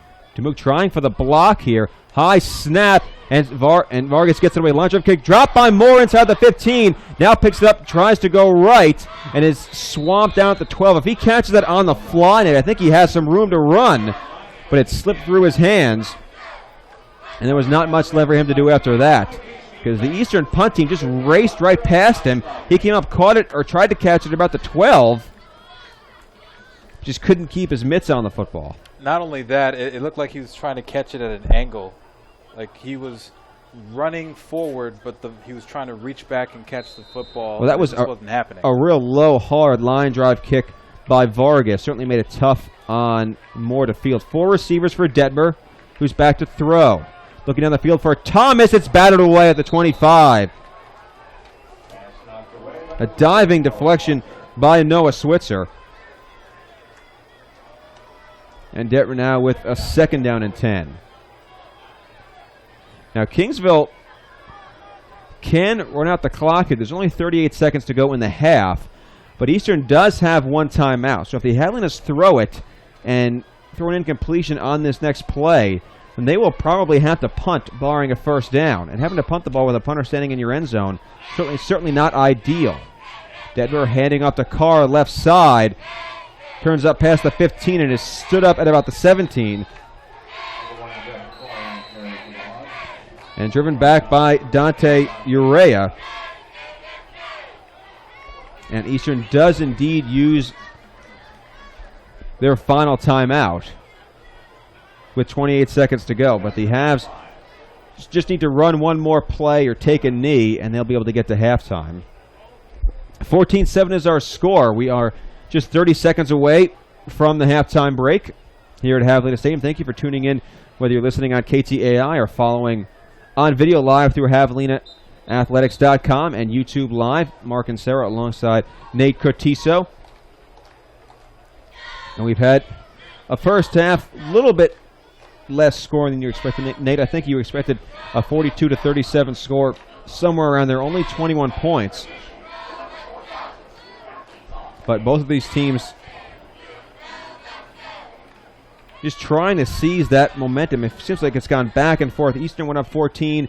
Javelinas came back with 7, had a chance to tie it up. Couldn't do it. Eastern gets the ball, but can't turn it into any points. Carr up the middle will get to the 21, and he'll be brought down there. And with that, both teams will head to the half. So we are through 30 minutes here at Javelina Stadium. And the score at the end of one half of play is the Greyhounds 14 and the Javelinas 7. We'll take a break. Be right back. We'll go over everything that happened in that first half of football. You are watching the Javelina Sports Network and listening to KTAI 91.1. Be back in a moment.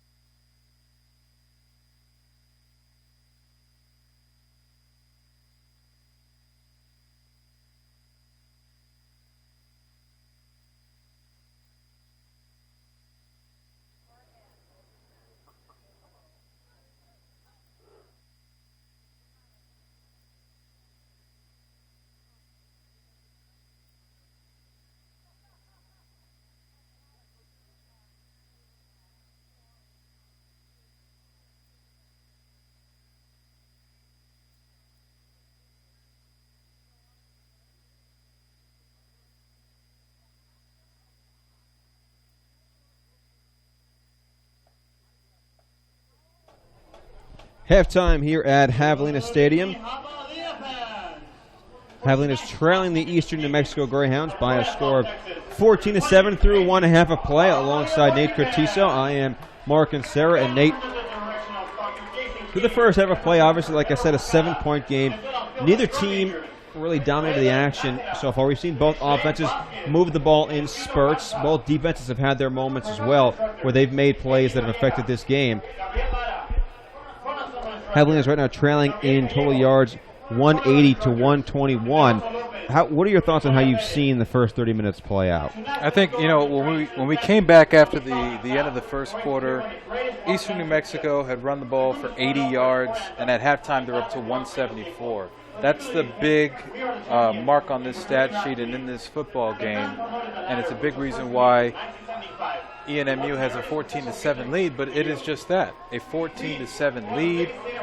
There was an opportunity for the Javelinas to score from 3 yards out, and they fumbled the football, and they lost that opportunity. And yet they're still in this game. They're being outgained. They're being outgained on the ground. They have a turnover inside the 10-yard line, and they're only down 7 points with 2 quarters to go. It's probably the best you could have hoped for how poorly the Javelinas have played in the first half. Well, you mentioned that rushing total. Eastern ran for 94 yards in the second quarter, but they didn't score any points. Yeah. So Eastern has been able to move the football, but the Javelina defense, like we saw, I believe it was the second time Eastern had the football, they got the ball in good field position. The Temuque defense was able to hold fast, stop them, force the punt. This Temuque defense, the 2 drives that Eastern has scored on have accounted for less than 55 yards.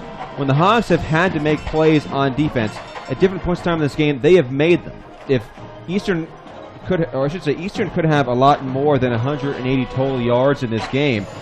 But Temuque's defense has been able to clamp down and get some stops in some critical spots for this team. And the issue now is the Javelina offense just needs to find a little bit more of a rhythm or continue some of the good things that they accomplished in the second quarter. You mentioned that missed opportunity they had when the defense forced a fumble, gave the Hogs the ball on the Eastern New Mexico 3-yard line, and Temuque just unable to take advantage of that situation, an unfortunate turnover on 2nd down and goal. And that's going to be a thing that's going to stick in the craw of this team if they ended up going on to lose this game. But like you said, 30 minutes to go. This is a 7-point game. And you mentioned Eastern New Mexico, I do think, had the better of the action in the first half. But if you're the Havs, you can go to the locker room and say, hey, they played a little better than us in the first half, only down 7 points. Now, Eastern gets the ball coming out to start the second half, but a 7-point deficit in a half where the other team played better than you, not that big of a deal. If it was a 2-score deficit, if it was 14-0 like it was at the end of the first quarter, maybe then you'd be a little bit worried. But the Javelinas have shown the ability to move the ball on offense. Their last possession, their last real possession, they just got bogged down a little bit around midfield after driving into Eastern New Mexico territory. But there are still plenty of things this offense can build on going into the second half. The Caleb Valentine fumble recovery at the 11-yard line is what comes to mind, and it also speaks to the continued problems that the Greyhounds have had all season long, which are accrue a bunch of yardage, but they can't finish plays with touchdowns. They don't necessarily trust their field goal kicker all that well, but they haven't even had enough opportunities inside the 30, inside the 20, to even allow for Vargas to put one up through the upright. So that's sort of the weird dichotomy that you get with playing the Greyhounds. They eat up a bunch of clock, they get a bunch of yards, but they don't always complete those drives, and they leave the door open for a potential Javelina comeback in the second half. Yeah, this team leading the Lone Star Conference in rushing yards, 245 yards per game on average, but they only average 15 points. That's second to last in the conference. They have, as I mentioned, 180 yards total. They have 174 yards rushing, so they are on pace to zoom right past their average. And quarterback Wyatt Strand, I think, has done a good job for the most part running this offense, but Eastern is going to need to try and keep up that momentum in the second half. For the Javelinas on defense, what adjustments do they need to make to slow down this offense, keep them from being able to move the ball like they did, especially in the first quarter? If they've started deep in their own territory, and as they've made their way to midfield, it seemed like the misdirection with their triple option gave the Javelinas a lot of fits in the first half. Once they got to the 45 of Texas A&M-Kingsville, 40, and even closer to the 35, they ran more of a standard, everyone gets up to the line, not at the same time, but at different paces instead of all together. And that kind of predictability in terms of snap counts and what the Javelinas can see when they're running up to the line has made it easier for Texas A&M-Kingsville to figure out what's going on and stop it before they get to the 30, before they get to the 25. Yeah, the Greyhounds in this game have yet to move the ball 50 yards in one possession. Their longest drive actually was their last one. They went 48 yards in 7 plays before having to punt. So the Greyhounds have yet to prove that they can move the ball 80 yards on this defense. They'll get an opportunity, obviously, to start the second half, but Jamook's defense, generally speaking, has been able to find ways to slow down this offense once they get around midfield. And they're going to need to continue to find ways to do that in the second half. The goal, obviously, would be to force some 3-and-outs. Eastern has yet to go 3-and-out in this game. They had 2 drives that totaled 1 play each. One was a touchdown, though, and one was the fumble. But the Javelinas probably not what they were hoping for on offense, especially on the ground. They're averaging just 3.3 yards a carry. They have 63 yards against a defense that, coming into this game, we expected to be really vulnerable to the run. How do you get more out of the ground game over the course of these last 30 minutes if you're Darren Wilkinson, if you're the Javelinas? I think you go with your starter at running back, which was number 2, Nick Pelrin, tonight. First quarter he runs for 6 yards, and 3 of them, he ran for 3 yards in the first quarter, and then he had a 23-yard run on the other end of the field, deep inside their own territory, that gave them some breathing room. And I feel like you have to go back to that. As you said earlier, we may not see Luis Lopez tonight, or maybe we will see him in the second quarter just to change pace a little bit and get someone in there who can sort of knock defenders off of him. But, before we see, if we see Luis Lopez into the game, we need to see more, I think, of Nick Pelrin. Yeah, the Javelinas ran the ball 19 times in the first half. I think that has to get to 40 in the second half. You have to run the ball at least 20 more times in the second half. If nothing against Coy Detmer. Detmer, like I said, started off slowly, was 1 of 4. Since then, he is 8 of 14. And he's made some nice throws. He's been able to convert a couple of third down plays. So Detmer looked in the second quarter like he's been able to find some chemistry with his targets. But I think the Javelinas, in order to win this game, are going to need to run the ball at least 20 times in the second half. And Detmer also, his shots down the field have not panned out. He's thrown for only 58 yards. They tried it deep a couple times, and one time, I should say, they did get a pass interference penalty that helped set them up for their first touchdown. But Eastern, generally speaking, has not been vulnerable to the deep ball. For Detmer, it's been short throws, dump-offs, checkdowns, screens in the first half. So I think running the football and forcing those safeties to come up, that might open up some throws down the field for Detmer to players like Dilworth or Tyler Wilson, Alan Smith, guys like that. If you can run the ball on this defense, that will open up a lot more options in the pass game. You run to set up the pass. And even with the football in Detmer's hands, running the football, he's shown the capability that he can. And I think when I'll go back to that naked boot play they ran inside the 10-yard line when they were about to score right after that pass interference penalty that they got.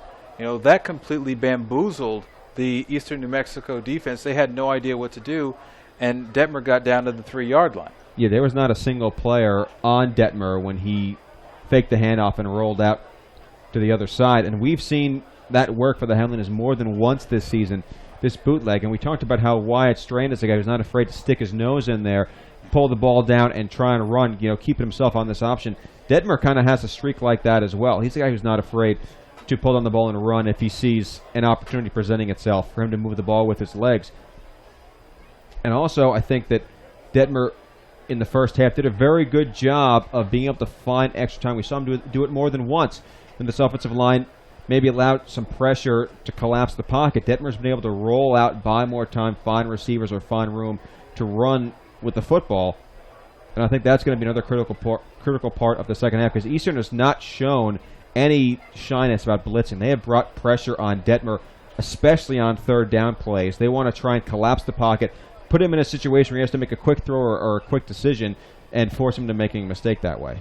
Making a mistake, and not only that, we saw a couple of times here on the near side of the field, a couple of those first down throws, which were right at the line. There were 2 or 3 greyhounds surrounding those Javelina receivers, and additionally, McCoy Detmer, you know, when we watched him, the both of us watched him at home a couple of weeks ago against Texas Wesleyan. He extended plays, and when he was able to extend plays, his eyes were down the field, and he could set up and figure out who he wanted to find down the field. So far tonight, when he's been able to do that, he hasn't looked downfield as much. He's sort of flinging it and hoping that an interference call will come, and that did come one time. But I think for someone as talented as he is, he's got to have, and you're asking him to do a lot, yes, but you know, you're down 14-7. You don't want to lose your Lone Star Conference opener at home. He's got to be able to scurry away from the pressure if it's coming to him, and have enough of foresight to look down the field and find receivers, because if you're half a second late, he's been a half second late on a couple of throws specifically to he had one, I think, to Smith, where he skipped some pressure, correct, rolled out to the right, and tried to find Alan Smith. I think you got to give credit to Ricky Barfield. Made a really good play catching up to Smith and knocking the ball down. But Detmer, that's such a key for a quarterback. So many quarterbacks, they escape the pressure, and their eyes just immediately go to whatever's in front of them. They don't keep their eyes downfield. But so many times when a quarterback rolls out, when the pocket breaks down, it just becomes like a fire drill in the secondary. Guys are running every which way, and a lot of times you see receivers get open for big plays that worked for the Javelinas in their game against Commerce back the first game of the season. Detmer's ability to keep his eyes downfield even when there's pressure in his face is something that can really lead to big plays for this team. One other thing, we talked about special teams in pregame. Obviously, Julio De La Garza's first punt only went 6 yards. Since then, 2 punts. He's totaled 84 yards on both of those boots. The Javelinas only had 1 field goal, extra point attempt. Everything went fine on that case. Should be noted, like I said, Casey Rossellini now holding, not K. Dial for the Javelinas. But special teams, Javelinas have not had a big error in special teams like we saw them have against Angelo or against Commerce, or even against Wesley when they snapped the ball over Julio's head on a punt.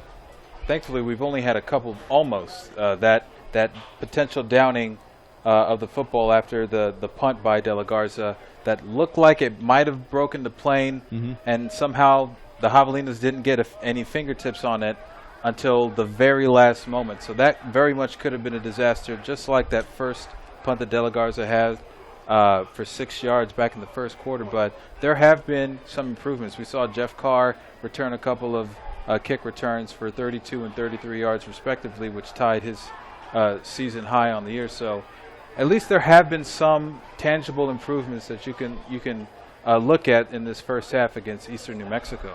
Give you some scores from elsewhere around the Lone Star Conference. Obviously, everybody in action on this Saturday night. The number 1 team in the nation, Texas A&M Commerce, are actually trailing right now. That game is in the 4th quarter, and Colorado State Pueblo, the number 22 team in the country, they are leading 22-13, 8:14 to play in that game. Halftime in Wichita Falls, the number 7 team in the country, MSU Texas, has an 11-point lead on Angelo State. That score is 28-17. And that game at half. Also at the half, Tarleton State leads UT Permian Basin 32-13. And the Javelinas next week, they will be back at home. They have 4 straight home games, including tonight. Next week, they will be facing New Mexico Highlands. The start time, as usual, at 7 p.m. And Nate and myself will be here for that contest, as the Javelinas host their 3rd home opponent of the season. We're going to take one more break here on the halftime show. Nate and myself will be right back. The second half kickoff is just a few minutes away. This is the Javelina Sports Network.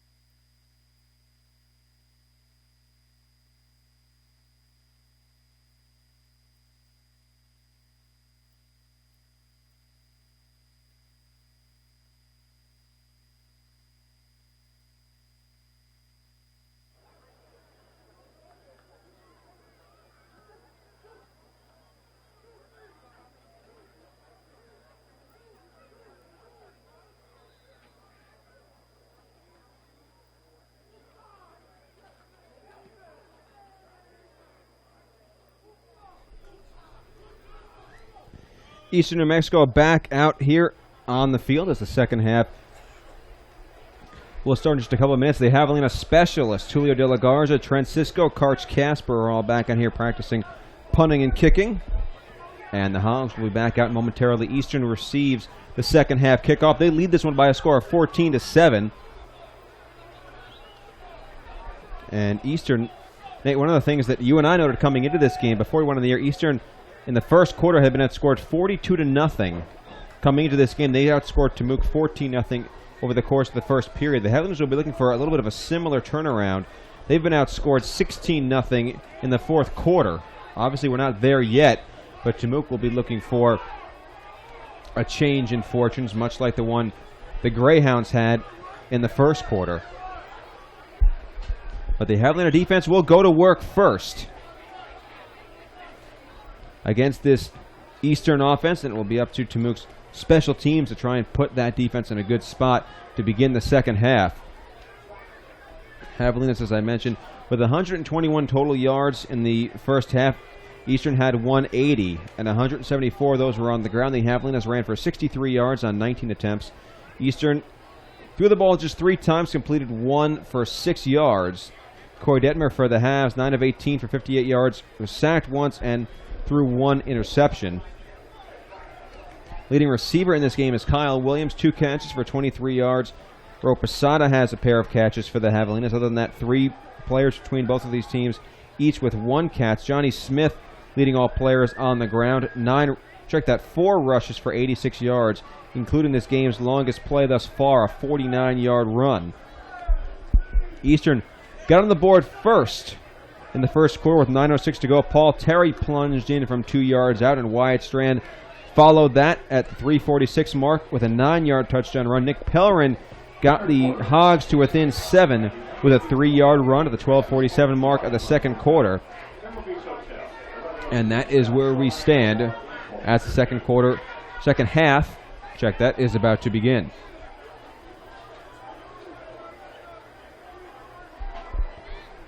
Tayshawn Gary and Cam Smith will go back to receive this kickoff from Julio De La Garza. He's came here in Kingsville, or at 35, 36, SPID, Suite 12 in Corpus Christi.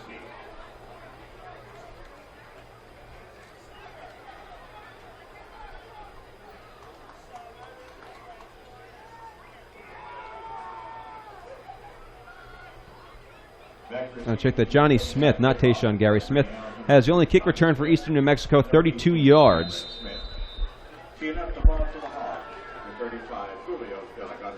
And De La Garza trying to blast it through the end zone.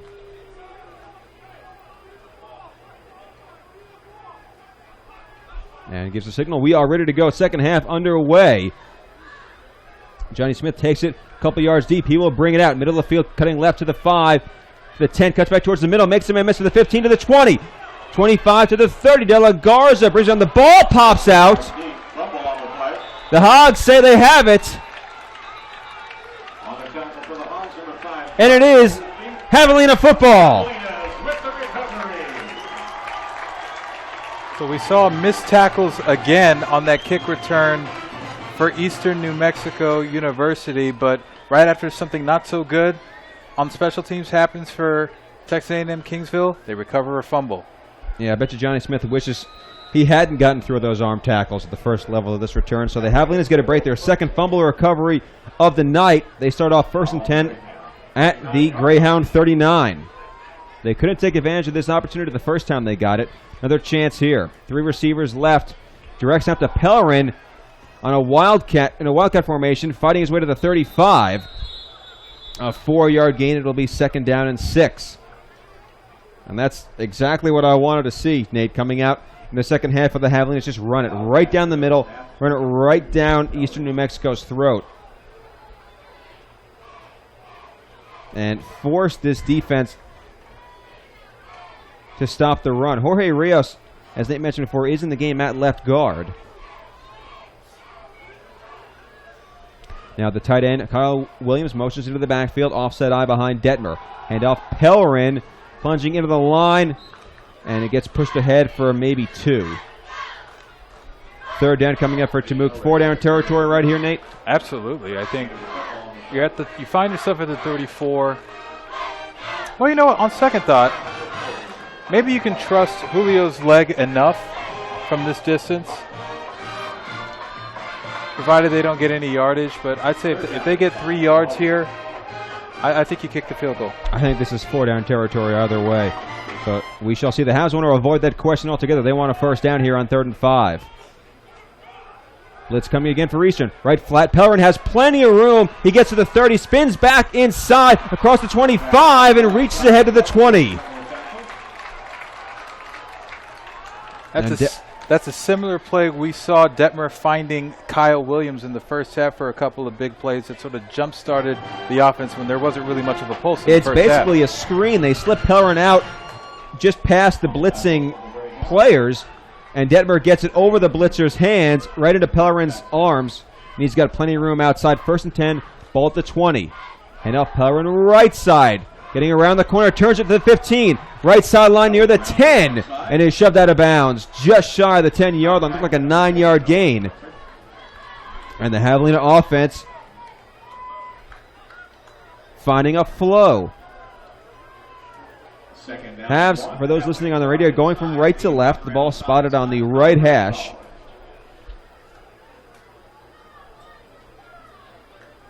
Pellerin, no doubt, looking for his 2nd touchdown of the night. Pistol formation behind Detmer. 2nd and 1. Man in motion. Williams motions into the backfield. Give it to Pellerin again and make that Oglesby, who was nailed in the backfield at the 15. A big blitz coming for Eastern and no one there to pick it up for the Javelinas. Oglesby loses his helmet. That's a 4-yard loss. It's 3rd and 5. That's his 2nd carry tonight that went for negative yardage. He had 1 rush in the first half that went for negative 1 yards.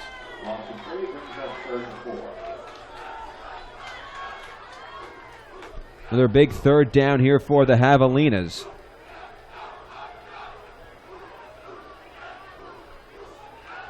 And looking at that replay, a couple guys came off the edge. There was no one there to pick it up. But Detmer with 4 receivers now on 3rd down. Here comes another blitz. Right side has a man open. Williams at the 5. He's got a first down inside the 5 to the 3. But there's a flag in the backfield, and if you might be able to hear that on the microphone, looked like the officials, or sounded like the officials said they've got roughened the passer. Just a simple slant to Kyle Williams. Looked like he made a move to the outside, came back inside, got across the corner's face, and Detmer hit him.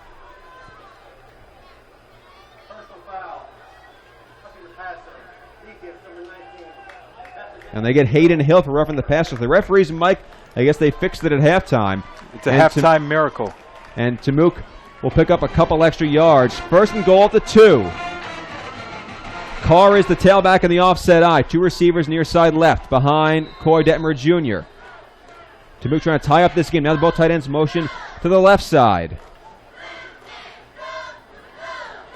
Giving it Carr, makes a miss in the backfield, diving ahead, but only gets back to the line of scrimmage. He almost got tackled for about a 2-yard loss. Great play by him just to make it no gain. And now an extra tight end comes in. That's Torrey Thomas replacing Aaron Dilworth.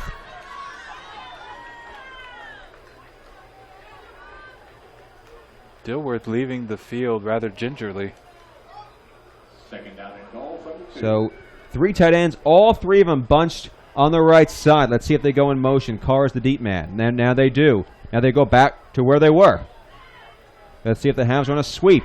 Now a fake sweep. Detmer under pressure. Steps up. Open man. End zone for Posada. Touchdown Javelinas.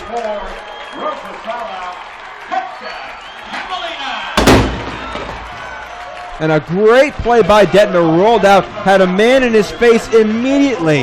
Just made a little move inside to buy himself the extra second. Threw it low to Posada, but he made a diving catch in the end zone, scraping it off the turf for the score. Posada's first touchdown of the season. And Tamuk with a chance to tie the game. Good snap, good hold, a good kick. 11:09 to go in the 3rd quarter. And we have a tie game, 14 all. And Nate, couldn't have asked for a better start to the second half if you're a Javelina fan. Get a turnover, offense drives right down the field. Detmer throws his first touchdown pass. We're all tied up. We saw a lot of different things from the Javelinas. We saw them pounded up the middle. We saw them. We saw Detmer find Pelrin for a play out in the flat. We saw the play action where Detmer Jr. found Posada for his first touchdown of the season. They were showing Eastern New Mexico a lot of different things, and they weren't able to keep up at all. Yeah, we saw the Wildcat formation for the first time in this game, something that the Javelinas have used throughout the season. But this offense looked like right there was functioning exactly like if you're Johnny Wilkinson, you would hope it would function. They love throwing that pass in the flat to the running back. It was called in a perfect spot right there. Detmer made a perfect throw, and Pellerin got the first down. They ran the ball well. Detmer, like we said before, his ability to avoid pressure, keep his eyes downfield, and find open receivers. That's exactly what happened on the touchdown pass. And all of a sudden now, not even 4 minutes into the second half, you have a whole different ball game. It's the old cliche. It's back to 0-0. And now the Javelina defense has to go back out there and try and make a play and let the offense build on this momentum. They've been able to do it for the most part. The trick now for Eastern New Mexico is sustaining a drive past the 50-yard line successfully. Well, part of that will start and end with special teams. Their special teams has, at least their kick return unit, has been dangerous so far in this game. Even on the last return when Johnny Smith fumbled, he was still up around the 35-yard line when he got hit and lost the ball. But Johnny Smith and Cam Smith back to receive De La Garza's kick. Kickoff on the right side of the field, and Smith will let it bounce through the end zone for a touchback. So De La Garza doing his job perfectly right there. 1st and 10 Greyhounds. They'll start at their own 25.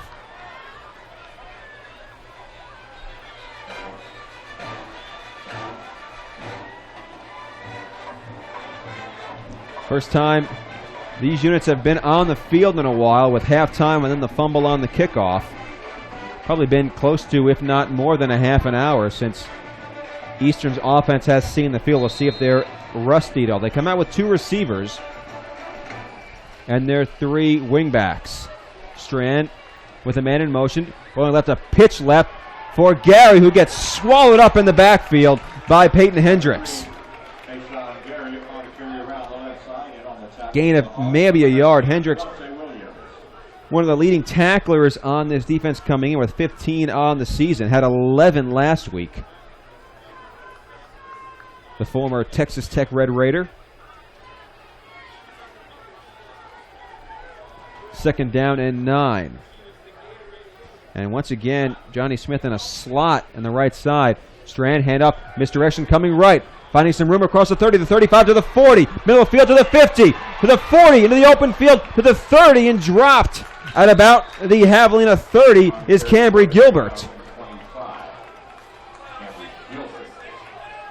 45-yard run, make it a 47-yard run. They mark him down at the 28. That's his first touch of the football game tonight. Couldn't have picked a better time for it, I'd imagine, if you're a Greyhound fan. Gilbert had just 3 carries for 11 yards coming into today. Strand will keep it left now, cut up the field, trying to run an option, keeps it himself, is thrown back at the 26 as a helmet rolled out. That was Vaughn Taylor's helmet, and he'll come out for a play. 2-yard run, 2nd and 8. And Tyler Lynch, the tight end, will come in. Lynch, basically an extra blocker. These triple option offenses don't generally throw to the tight end. He's just another offensive lineman.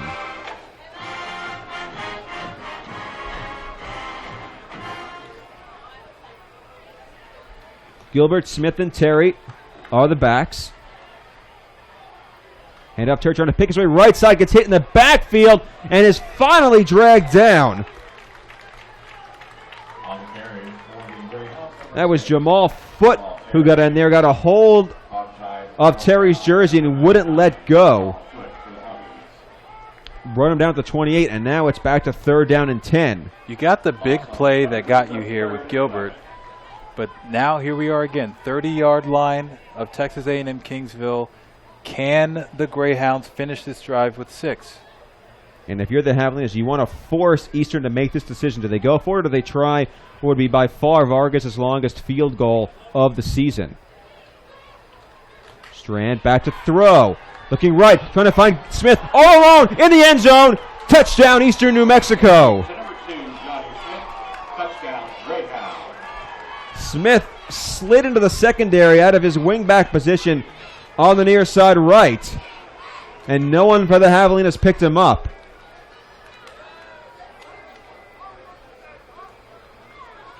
Just ran right past, I think it was Sean Landez who had his eyes in the backfield.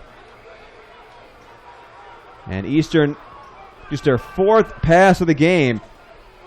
And it works to maximum effect. That's Strand's first touchdown pass of the season. Extra point is good. And yeah, again, looking at the replay here in the booth, Smith is in the wingback off of the right side, just kind of hesitated for a second and then raced downfield, and Landez was a split second late with his reaction. Smith was at full speed before Landez could get up to that point. And Strand's pass was a little bit underthrown, but Smith able to come back and catch it, almost like he's catching a punt for the touchdown. And a huge drive right there for Eastern New Mexico.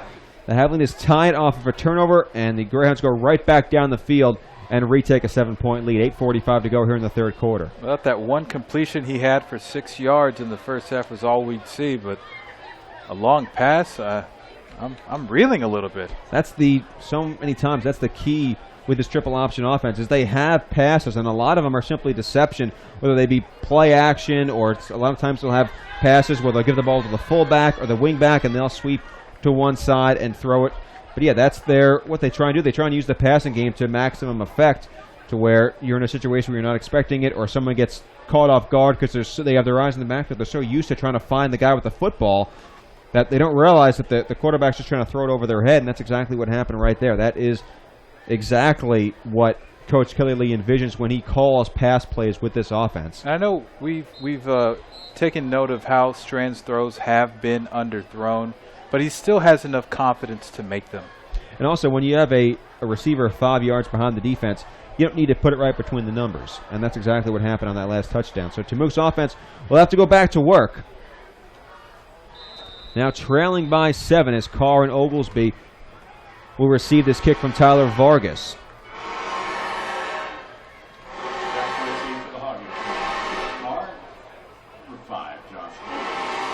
Carr, 2 returns for 65 yards. Connor Perkins also has a 27-yarder, but he is not in there right now. Ball kicked towards the sideline. Jeff Carr's going to let it go, and wisely so, as it will bounce out of bounds.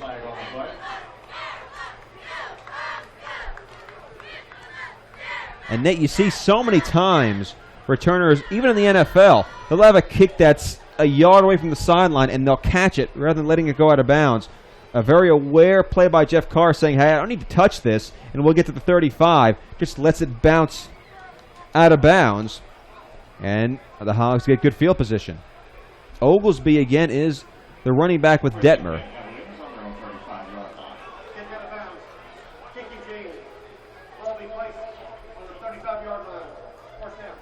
Trips to the near side left, Milburn, Dilworth, and Smith, who is the wide man. Hoggies in a pistol.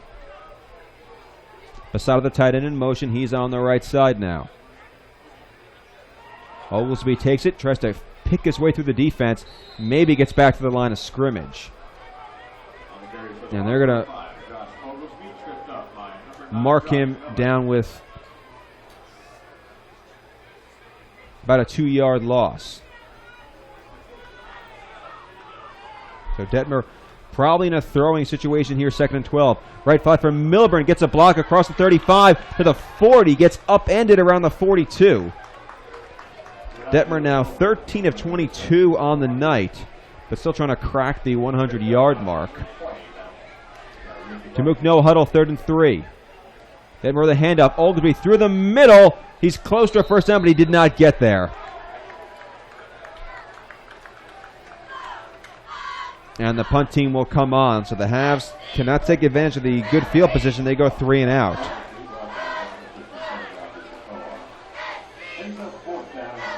That is the fourth, or check that, the third 3 and out forced by Eastern's defense. The Hogs had another 3-play possession, but that ended the half. De La Garza to punt it to Smith. Good snap by Johnson. De La Garza. Great punt that's going to bounce inside the 15, rolling towards the end zone. It'll get to the end zone before Zamouk can get to it. And that will be a touchback. 58 yards on the gross, but only 38 on the net for De La Garza. Eastern will begin at their own 20 once again. Eastern's last drive, they went 75 yards on just 5 plays. It took them less than 2.5 minutes to regain a 7-point lead.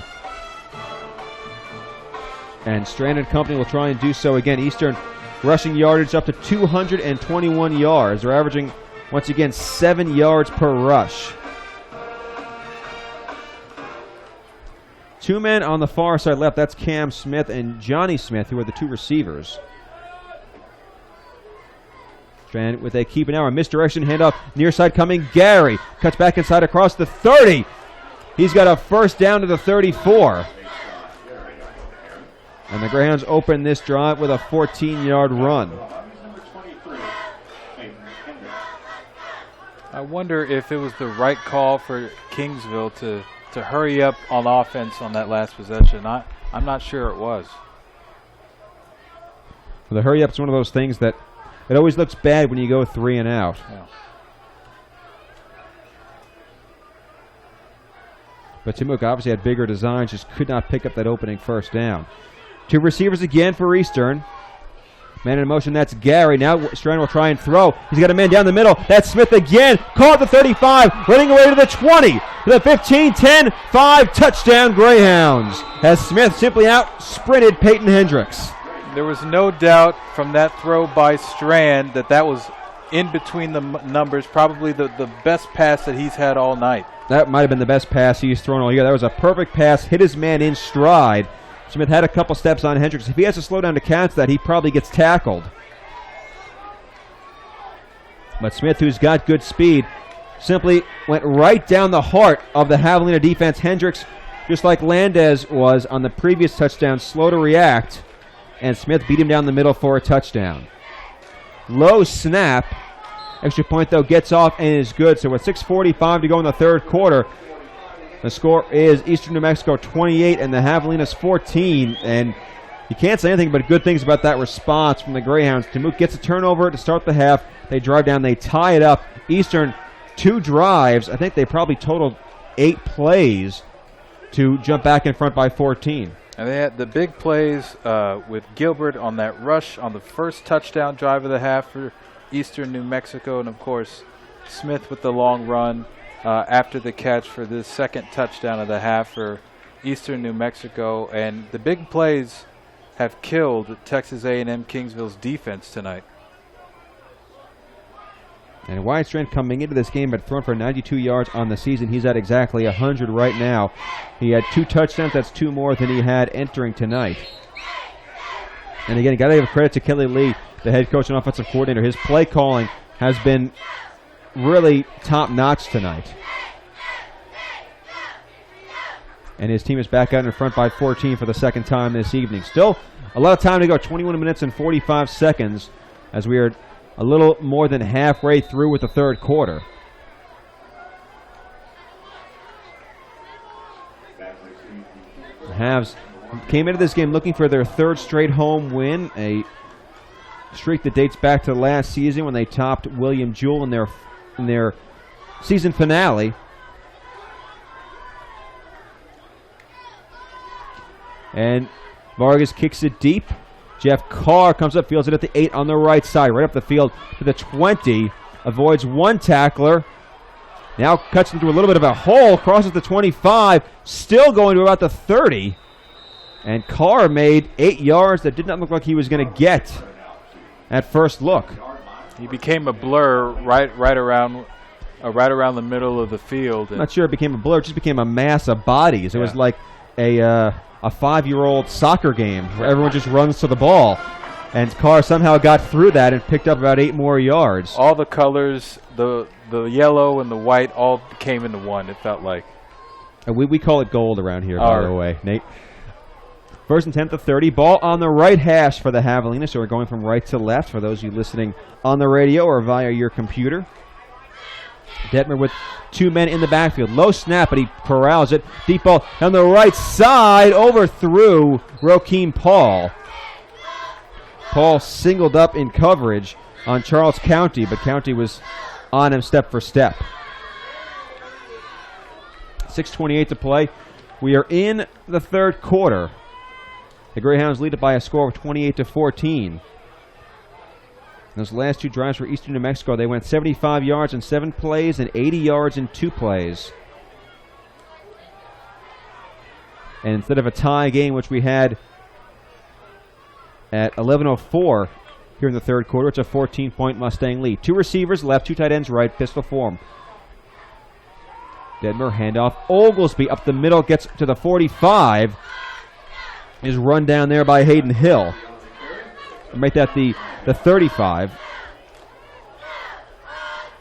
3rd down and 4. That's Oglesby's best carry of the night, and I think for this Javelina offense now, you're down 2 scores. The thought is we need to catch up as quickly as possible, but again, they were down 14-7 earlier in this game.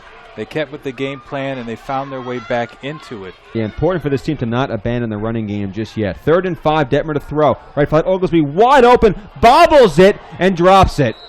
That's exactly the kind of play I was expecting Darren Wilkinson to draw up. And Oglesby's, the freshman jittery fingers weren't able to corral it. That would have been a nice 7 or 8 yard gain on 3rd down. And Oglesby, it should be mentioned, by the time he finished bobbing that ball, there was a man on top of him. So if he catches that ball at the end of the play, he would not have gotten close to the marker. But if the hookup had been immediate, I think there's a good chance he gets the first down, like you said, Nate. De La Garza on for the punt. Good snap, moves left a little bit. Gets off a good punt. Cam Smith calls for a fair catch and makes it at the Eastern New Mexico 28-yard line for De La Garza. Now it's his 5th punt of the night. And 3 and out, really putting this defense in a tough spot. They've given up touchdowns their last 2 drives. Eastern New Mexico has used just 7 plays on those 2 touchdown drives. You have to imagine you're sending a defense out there that's more than a little bit tired. You just have to hope that they're able to kind of dig deep and find a way to get a stop, because another touchdown would really put the Javelinas in a deep hole.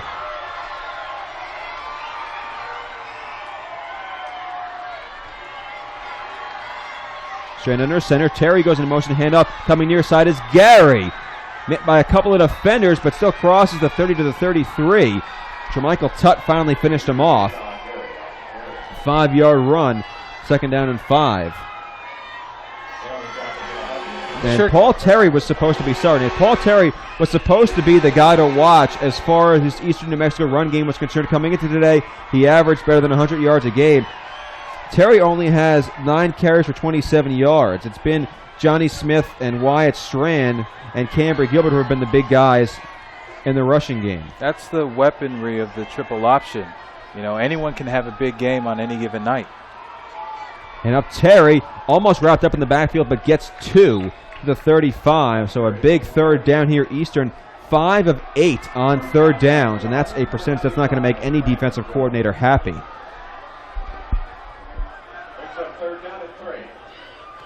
If you're Haskell Buff, you have to be expecting the pass now, because, you probably weren't thinking about the pass from Eastern New Mexico in the first half, but we've seen it on the last 2 possessions, and now that it's a 3rd and 3, that's definitely in play. 2 receivers to the left side for Strand, who now adjusts the play. Man in motion, gives to Terry up the middle. No, make that a pitch to the near side, and crossing the 1st down marker is Johnny Smith. He gets to the 41. A 6-yard run will move the chains. And yeah, like you said, Nate, to go back to what you said about any player can have a big game, all depends on how the defense plays it and how the quarterback executes it. The defense is selling out for the dive, well, then he's going to pitch it. He's going to hand it off to one of the wingbacks, or a lot of times, like we've seen tonight, he's going to keep it himself. Smith coming in motion. Strand keeps it, gets hit in the backfield. Now help barrage, and Tremichael Tutt helps finish off Wyatt Strand for a yard loss. The initial hit was made by Caleb Valentine. And a player whose name we have not called a lot tonight is Brandon Jones, a guy who's so critical to the way this defense plays.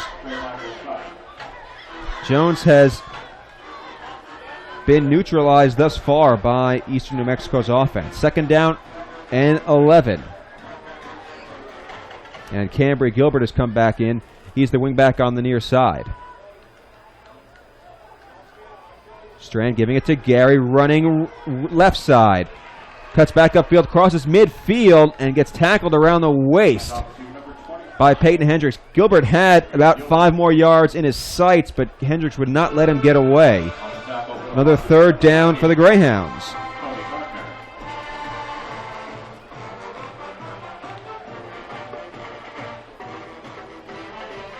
.258 to go. We are in the 3rd quarter, 28-14, the lead for Eastern New Mexico here at Javelina Stadium, the site of Pepsi Field. Kingsville looking for a stop on defense. They are in desperate need of one. Strand keeps it. Pitching right side for Smith. And he is tackled short of the marker at the 48. Peyton Hendricks was on top of him. 4th down coming up for Eastern New Mexico, and a couple players down. And now Tremichael Tutt stands up, and so does the Eastern New Mexico player. That was Justin Slavy. It's 4th down and about 2, and Eastern still has its offense on the field. Are they trying to draw Tamook offsides? Tamook moves, and Eastern jumps. I think they're going to get the 5 yards they wanted. And there were 2 players on the Tamook line that jumped. I think it was Cody Gardner and Brandon Jones. And it looked like they crossed, and Jones immediately patting his chest, taking responsibility. But no, they call it a false start. I mean, if you're Eastern, it doesn't really, that yards doesn't make a difference. But I could have sworn they had the Javelinas for 5 yards. I saw a play last week, Nate, at Angelo, where the Javelinas came on acted like they were showing blitz before a play, never crossed into the neutral zone, but an Angelo player flinched and they got the Javelinas for 5 yards. Having seen that, now all of a sudden seeing this, I'm wondering exactly how the officials are told to call that play, because through 2 weeks, been some inconsistencies. A high snap punt almost blocked, and they're going to get the halves for running into the kicker. That was Jacob Armstrong who made contact with the punter.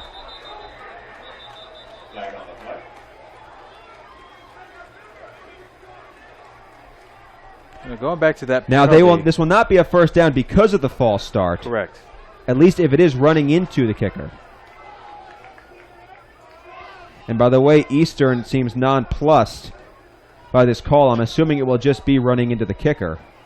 Although, wait, no, now their offense is huddling at about the 40-yard line. And Armstrong hit the kicker's kicking leg while it was in the air. But the official now conferring with Eastern, which would again lead me to believe it's simply running into the kicker. And now here comes the punt unit out once again.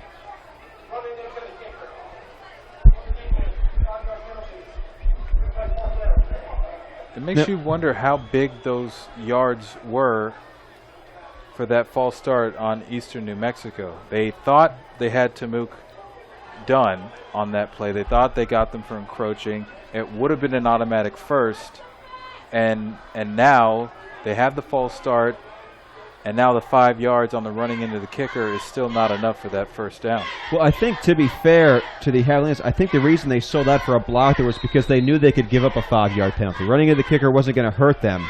But they are showing a block look again, and now Eastern false starts.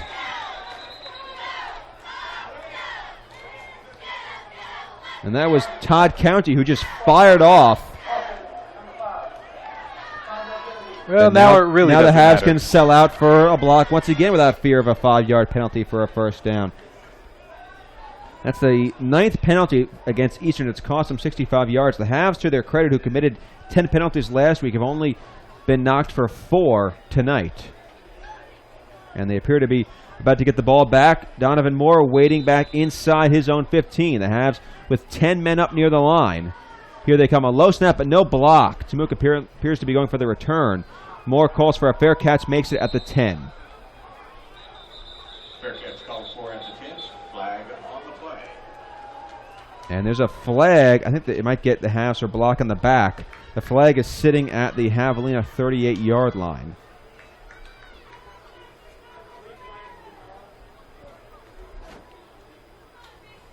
And the referee discussing this. I can't imagine this is anything other than a block on the back or a hold.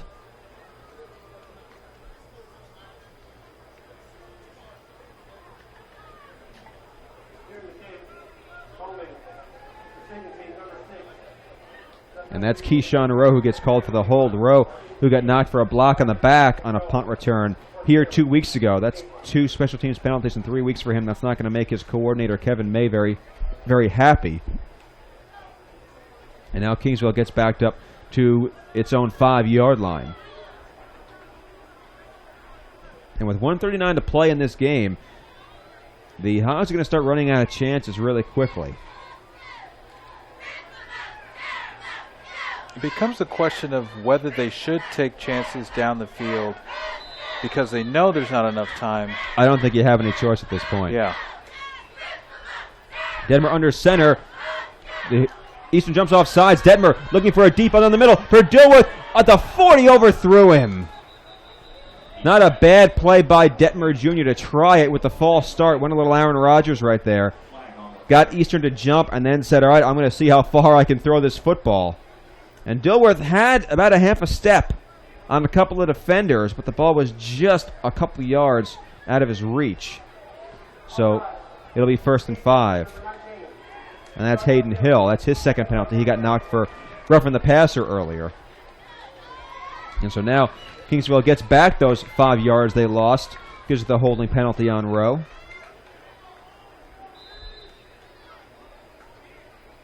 So it looks like we're going to see the Javelinas take more chances on deeper throws from Detmer. Who's the guy to make those catches? Will it be Allen Smith? Detmer back to throw, looking left side for Dilworth. Caught the 30. Now he drops the ball, just to fall back on top of it. I think Eastern got it. That looked really close to an incomplete pass, but the official's calling it a fumble.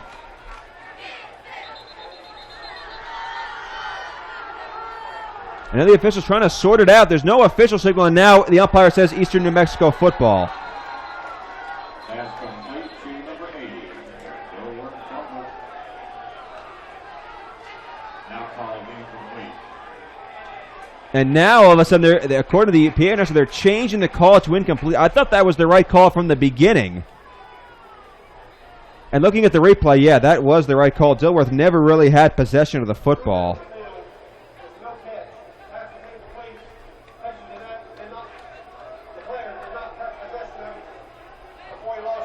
It's just odd that the officials would let all these players get into a scrum for the football and then decide, no, we're waving it off. That didn't count. But a sigh of relief for the Javelinas that is the call. And Coy Detmer Jr. looked like he was the one lobbying for that call to be made. And Kelly Lee was none too pleased at the change of heart by the men in black and white. Detmer play fake. Looking left. Now under pressure, gets hit and thrown down in the end zone. Detmer is saying, how is this not a penalty for a face mask or a horse collar? Eastern wants a safety, but no, they're going to mark Detmer down at the 1. And now Detmer has to come out for a play because he lost his helmet. Loss on the play. Third down about. And it's 3rd down and long.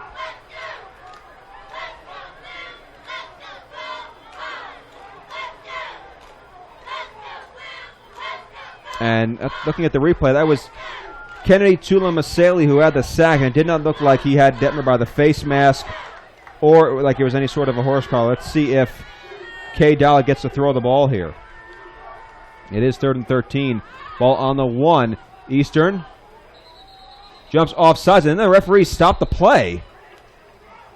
Maybe they're saying that, no, they're going to say it's a false start.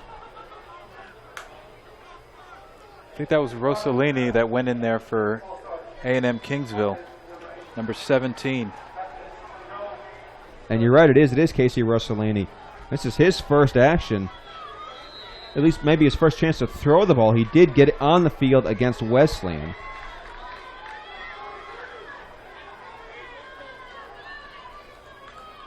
And one of the receivers for the Javelinas did jump off sides, or did false start before Hayden Hill moved. 3rd and 14, pistol formation. Has much as run the ball and punt here, but no Rossellini back to throw. Pressure coming down the middle into no one in particular. It's incomplete. Almost picked off, went right into the midst of Noah Schweitzer. But he dropped it. If it wasn't for that penalty on the previous throw, Rossellini had thrown, they blew the play dead. Rossellini threw a very obvious interception on that play as well. I think part of that must just have been him getting rid of the ball because he didn't want to get hit, considering they blew the play dead. But that will do it for the 3rd quarter of play.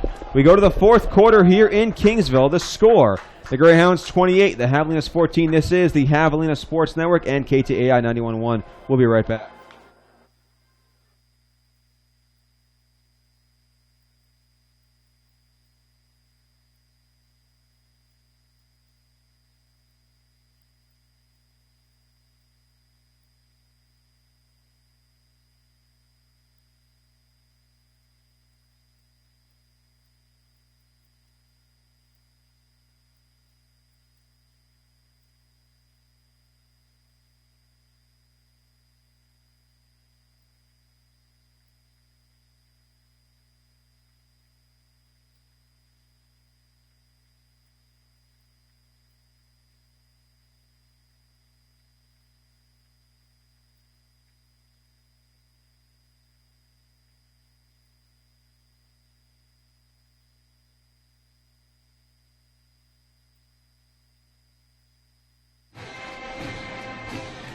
De La Garza preparing to punt it away for the Javelinas.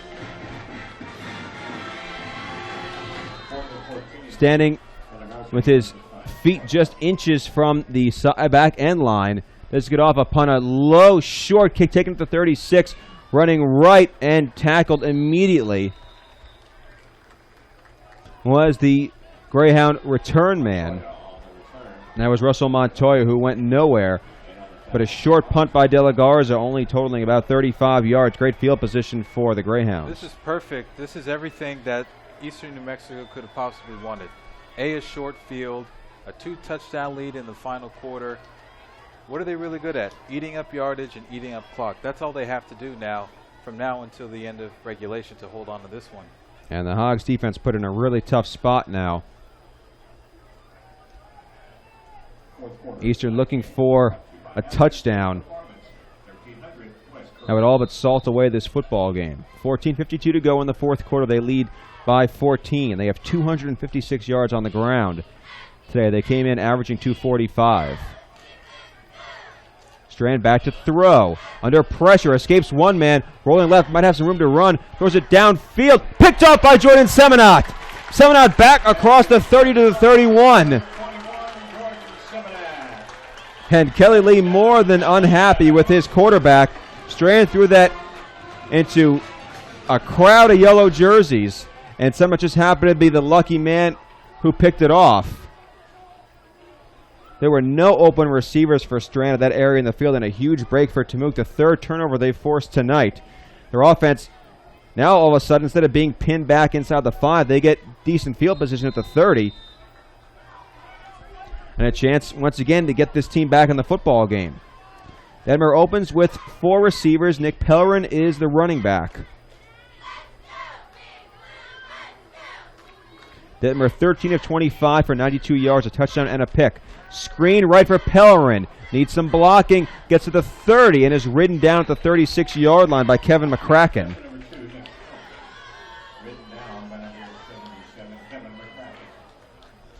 Tamuk's longest play of the night, a 24-yard run by Jeff Carr. That came back in the first half. Other than that, 0 plays of at least 20 yards for this team. I believe there was a 23-yard run by Pellerin. No, his longest is 13. 3 receivers left, 1 man right. Pellerin goes out left flat. Another screen over the middle to Thomas. He's hit immediately, tackled for no gain. And the Javelina is committed to this short passing game. And part of that probably has to do with the pressure that Eastern has been able to get on Coy Detmer Jr. Eastern looking for their first win of the season. Both of these squads trying for their first win in Lone Star Conference play. 3rd and 3. 4 down linemen for the Greyhounds. They bring 4. Detmer has time for Pellerin. Caught across the 40 to the 41. That'll move the chains. And for Pellerin, that is his first catch of the game. And the 6th on the season for the senior halfback. That's what the Javelina offense needs to do. The short stuff in terms of passing, that's what has worked for them. That got them their first 2 touchdowns. They have enough time to do it. Detmer in a pistol to throw. Blitz coming over the middle. Has his man caught across the 40 by Aaron Dilworth. And there's a flag in the backfield. Kyle Quino seems none too pleased with the call. And it is holding against Quino.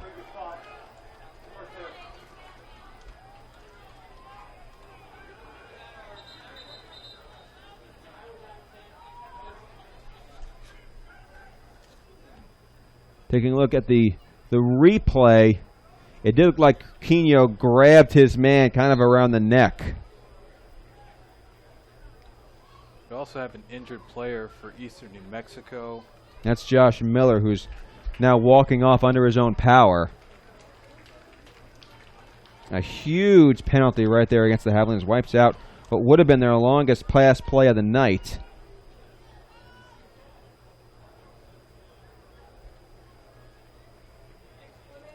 Would have been about a 22-yard completion from Detmer to Dilworth.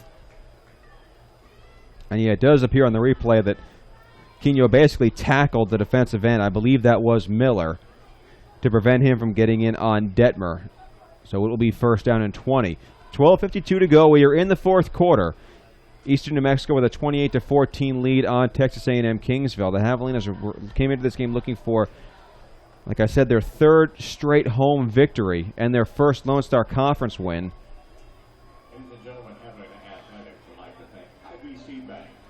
Just taking a look at the LSU scoreboard, the #1 team in the nation has fallen. CSU Pueblo knocking off Texas A&M Commerce 23-13. That was in Commerce. Tarleton still up on UT Permian Basin 32-13 midway through the 3rd quarter. MSU Texas leading Angelo State 35-23. And that game more than 10 minutes into quarter number 3. With regards to the Lions, it kind of felt like it was eventually going to happen. They had the tough loss, or the very close win in overtime against Texas A&M-Kingsville. We had this team, Eastern New Mexico, only lose to them by about 10 points a week ago. So it felt like the Lions weren't playing to the excellent level that we're used to seeing from them. Detmer on 1st and 20.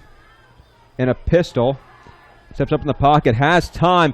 Throw left into the middle for Donovan Moore. Caught it across midfield. That'll be a 1st down.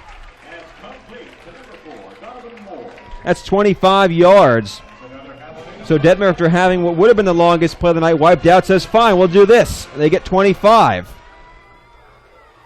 For Moore, his longest catch of the year. And Kingsville's offense on the move again. Dilworth and Milibert are the 2 receivers. Posada and Williams are the tight end. Or the tight ends, excuse me. Now Williams motions into the backfield with Detmer. Play fake. Pressure coming. Steps up in the pocket. Now he's going to run. Cuts to his left. Gets to the 43. Back to about the line of scrimmage. And it's 2nd down. A great play by Detmer just to not get sacked. Had a man come in almost free. Avoided him and really ran about 20 yards to get nothing. I know when I said at halftime that Detmer might need to run the ball a little bit more, that wasn't what I had in mind. It was good that they were able to get back to the line of scrimmage, but you want to keep him as healthy as possible. Detmer again with 2 receivers on 2nd and 9. Play fake, blitz coming again. Detmer rolls to the right again. Wants to go deep to Dilworth near the sideline, incomplete as it bounced into the receiver. Detmer just needed a little bit more mustard on that throw, and he would have had his man. A little bit more gold, maybe? Sure, you could call it that. Dilworth is still looking for his first catch of the night. 3rd and 9. And here's where, if the Hogs don't get this, the 4th down question really needs to be asked. 2 men in the backfield with the QB. Eastern bringing 4 on a stunt. Detmer near sideline. Poor throw under through Dilworth. And it's 3rd down. Or check that, 4th down. And it looks like the punt team is ready to come on. And indeed they do. Detmer underthrowing Dilworth twice on that series. Both of those on plays that would have been at or near first down yardage. You agree with this play call? You're on the Eastern New Mexico side of the field with the 4th down 2 I think scores. it's hard to argue with it on 4th and 9. If it was 4th and 3, maybe, but 4th and 9 as De La Garza waits and will try a pooch kick. Smith lets it bounce. Armstrong tries to corral it, now throws it back into the field of play. Did the Hogs keep it out of the end zone? No.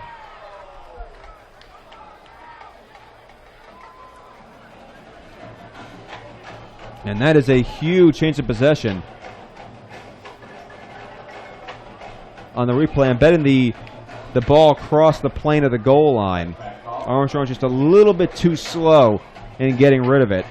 On that cost of the Javelinas about 15, probably more in terms of yards of field position. It's also disappointing to see the Javelina defense, which has had to work and work and work through this Eastern New Mexico triple option, come up with the turnover only for no points to be put on the scoreboard. Paul Terry up the middle, gets swamped pretty quickly. Gained a yard. And the officials blowing the whistles with fervor tonight. We've heard plenty of whistles being blown after the action has already stopped, trying to avoid any animosity erupting between these teams or turning into anything ugly. 11 minutes and counting to go in quarter number 4, 28-14 Eastern New Mexico. Hogs needing a stop on defense. Strand now taking his time wisely, you would say. Play clock down to 7. And in motion, that's Gary. Giving him up to Terry, right side. Cuts back towards the middle. And dropped at the 25. Another 3rd down coming up. Eastern 6 of 10 on 3rd downs. The Javelina defense came into this game allowing just 21% of 3rd downs to be converted. That's 2nd best in the conference. But one of the things Eastern has done that's allowed them to convert so efficiently is they've given themselves 3rd and shorts. They have not had a lot of 3rd down and 10s. Most of the time it's been 3rd and 2, 3rd and 3, which is bread and butter for an option offense. Strand heading up Gary, running a misdirection. He's got a first and across the 30 to the 40 right sideline near midfield. Steps out of bounds at the Eastern 46. And that kind of spin around misdirection handoff has been a thorn in Tamook's side all night. And again, Nate, you got to give a lot of credit to Wyatt Strand. He has been in complete control of this offense.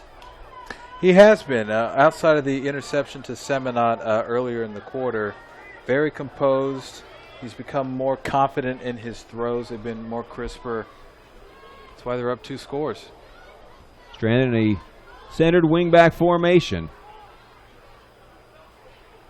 Handoff Terry, cutting through the pile across midfield to the 49. 4-yard run for him. I think what we're seeing now with Kelly Lee's play calling is probably what they should have done on the first possession of this quarter. Instead of forcing a throw on the Javelina's side of the field. Yeah, you get a little bit too cute. You outsmart yourself sometimes. Melting the clock, that's the goal. That's what you guys do well. For Terry, he's got 13 carries. That leads the team, but only 38 yards to show for it. It's Smith with 95 yards, Garrett with 52, Gilbert with 52, and Strand with 48 that have led the way for the Greyhounds. Clock ticking under 9 minutes. 2nd and 6 for Eastern New Mexico. Strand, left side on the option, keeps it himself to the 45 to about the 44. He is a yard short of the first down. And another 3rd down and short on tap for Eastern New Mexico.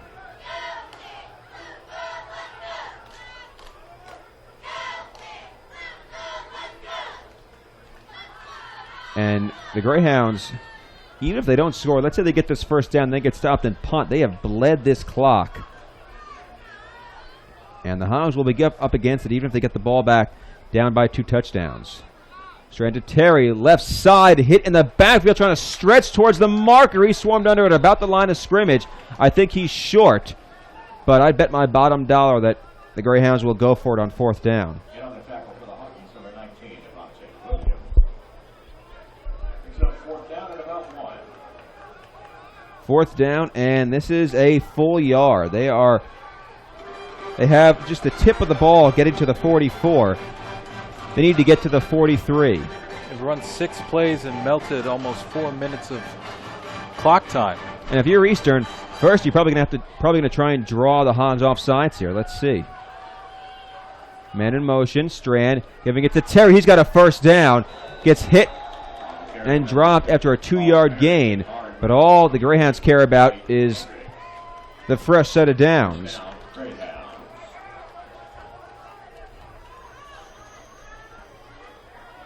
And for Eastern in this game, up near 300 yards rushing.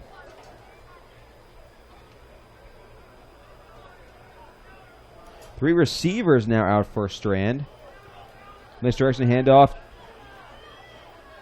to the wingback on the right side. He gets to the 39. That was Tayshawn Gary with the carry. Carry number 3, Tayshawn Gray. On the tackle for the Hawkins, number 15, Dynamite Jones, Fragata. And a 2-yard run. Personnel coming on and off for the Javelinas. Nick Stiff now coming in to replace Josh Wilson.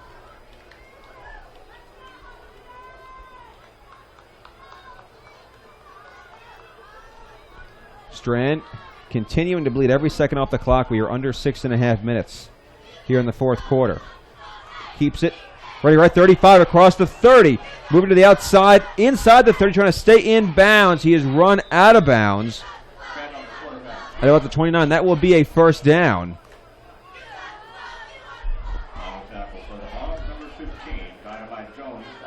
And that was Dynamite Jones with the stop. But Eastern keeps the clock ticking. Just over 6 minutes to go.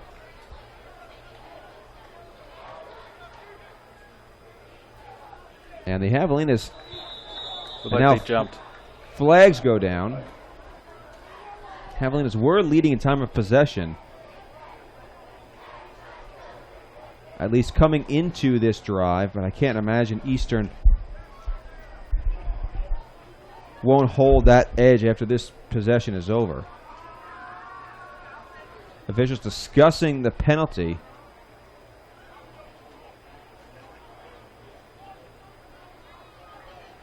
We've had 17 in this game, 10 against the visitors, 7 against the home team. And both teams have been called for offsides more than once. And this discussion is still going on. The clock is stopped, obviously, with 5:56 to go in the game. The Havs with all 3 of their timeouts.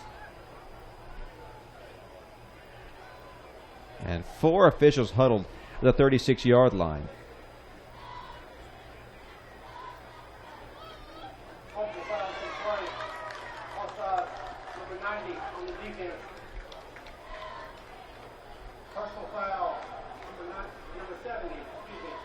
So they get offsides against the Javelinas, but then Mr. Berto, I believe, gets nailed with a personal foul.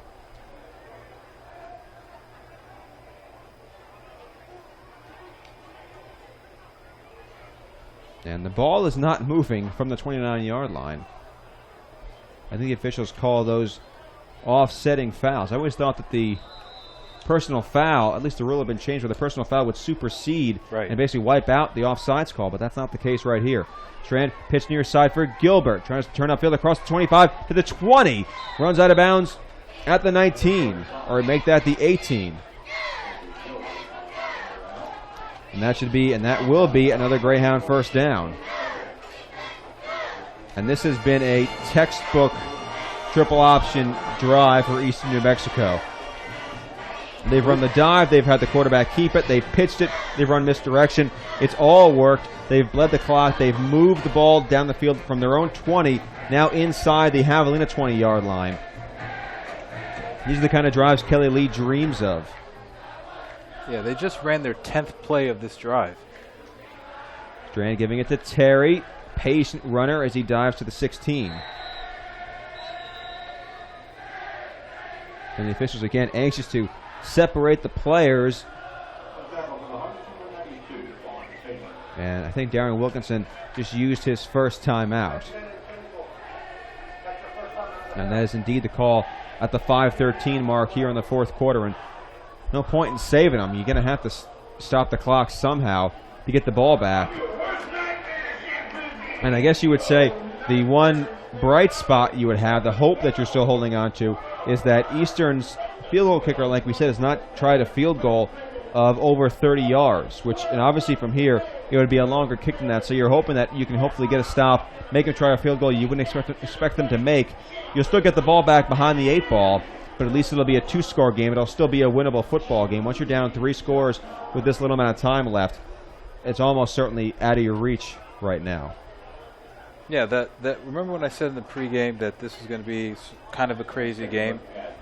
Kingsville would need some crazy things to happen to come back into this game with just 5 minutes and 13 seconds left in regulation. And again, a couple of things we talked about both before the game. We said, if you're Eastern, get up to a fast start. They did that. They jumped out in front 14-0. Javelinas were playing catch-up. And we also said at halftime, my statement was that the Javelinas need to get to 40 rushing attempts if they're going to win this game. They're at 29 right there. They're not going to get to 40. And this has to be a disappointing performance offensively for this team, especially from the running game perspective. You enter this game against a team that's the worst in the conference. They give up 225 yards per game on average. Now, you want to say, hey, those are against really good teams. You're right. But giving up 225 to anybody on the ground shouldn't be acceptable from a defensive perspective. And the Javelinas have just 71 yards rushing. They're averaging under 2.5 yards per rush. 40 carries, that was a magic number. I also think out of those 40... Strand gives to Terry, and a short gain for the fullback. Go ahead, Nate. Nick Pelrin has got to have more than 10. He's got to have more than 10 carries. And the Hogs use their second timeout.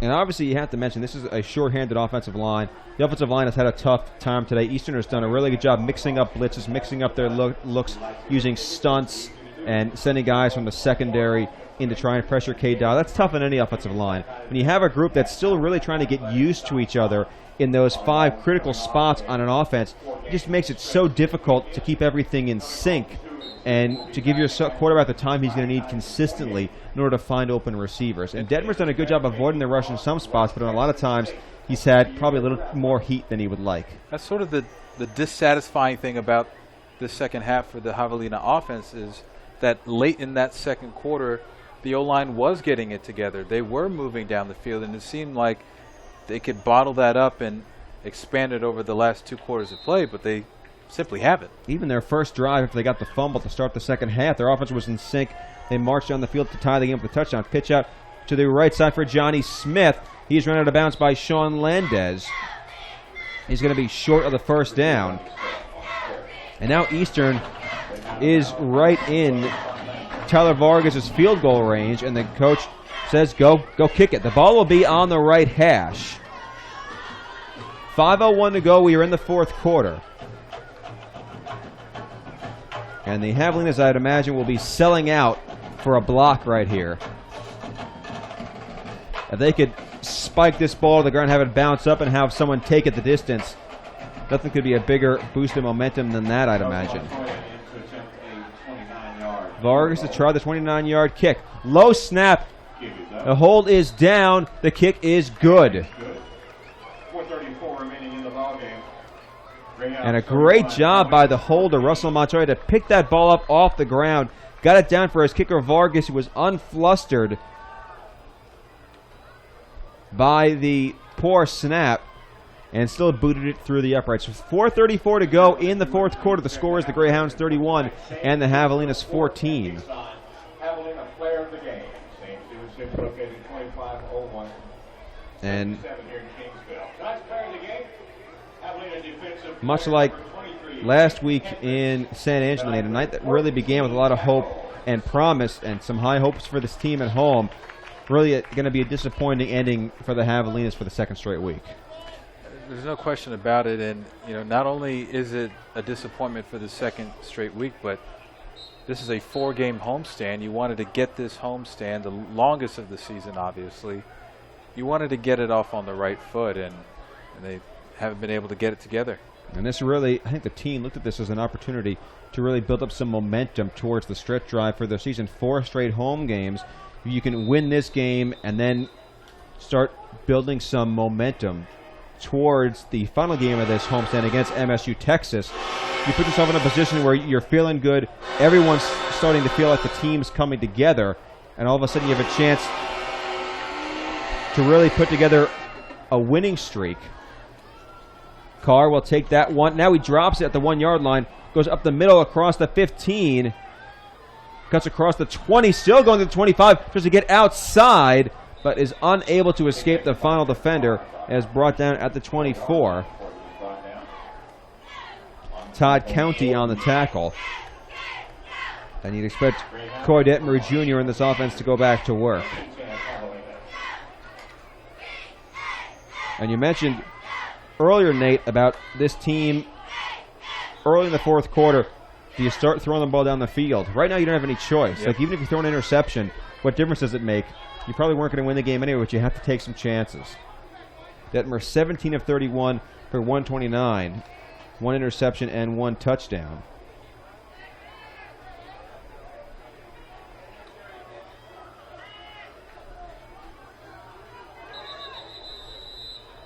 And now we get a flag in the secondary for a delay of game. Exactly the way you did not want to start this drive if you're the Javelinas.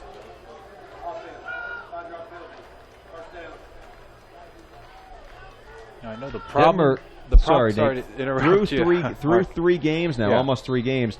Detmer has 345 yards over the last 3 games. He had 320 in that first game against Commerce, and now more flags go down. So you have time to make your point, Nate. Well, let's wait on the flag, because they might actually make my point if. There you go. It almost feels like an emotional avalanche that this team goes through when things aren't going well. When things aren't going well, they really don't go well, and it progressively gets worse. You see special teams kickoffs that are dropped and fumbled, and 2 back-to-back penalties like we've seen tonight from this team. It's very dispiriting to see this from a talented club. Detmer in a pistol pass left side for Dilworth, makes his first catch of the night. Breaking tackles, and now just smartly runs out of bounds to stop the clock. Gain of about 6. But just as importantly is he got out of bounds. Armstrong, Donovan Moore, Devin Milburn, and Aaron Dilworth are the 4 receivers. Nick Pellerin is the deep back in the pistol. 2nd and 14. Detmer Jr. to throw. Down the middle for Milburn. Juggled and then dropped. Noah Schweitzer had a chance for an interception again. He's dropped 2 picks tonight.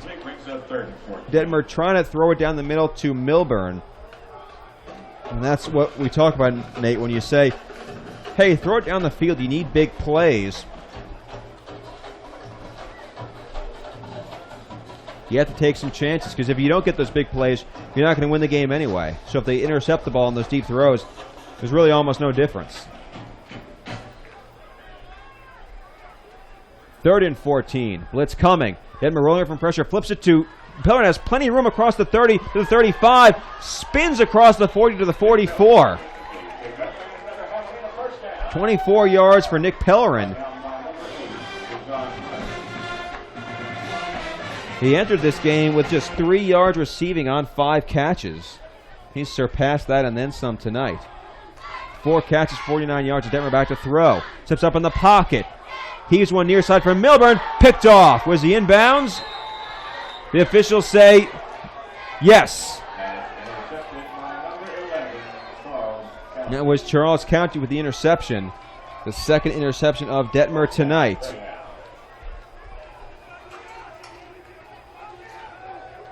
And that will just about do it for the Javelinas this evening. Maybe part of it is the inconsistent offensive line. Maybe part of it is Coy Detmer Jr.'s difficulty with finding receivers down the field, and part of it is Eastern New Mexico's 2 or 3 defenders around Smith, around any Javelina receiver. Oh boy! Breaking free with a long run is Jeremiah Blake. He gets into Javelina territory to the 32. But it's not just to finish the point. It's not just one thing that goes wrong, and it's not just one thing that the Javelinas are or aren't doing. It's a confluence of things that come together that give you the effort that they've put together tonight. I mean, isn't that the story just with any team that has a losing record or is having a difficult season? It's never one thing. It's never one person. The teams generally that are good are the teams that only have maybe one problem.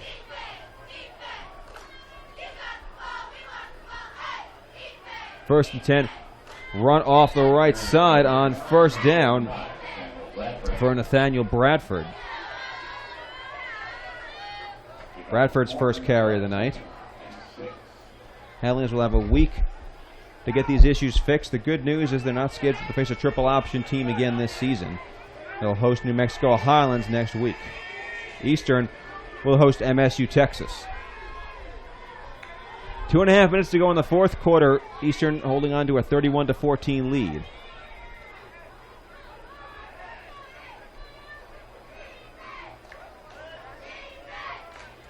Strand settles under center. Giving it to Bradford through the middle, running through tacklers. The ball popped out. And a scramble for it inside the 20. But Eastern maintains possession as Cambry Gilbert was right there to fall on it. That's the 5th fumble Eastern New Mexico has had on the night and the 3rd that they've recovered.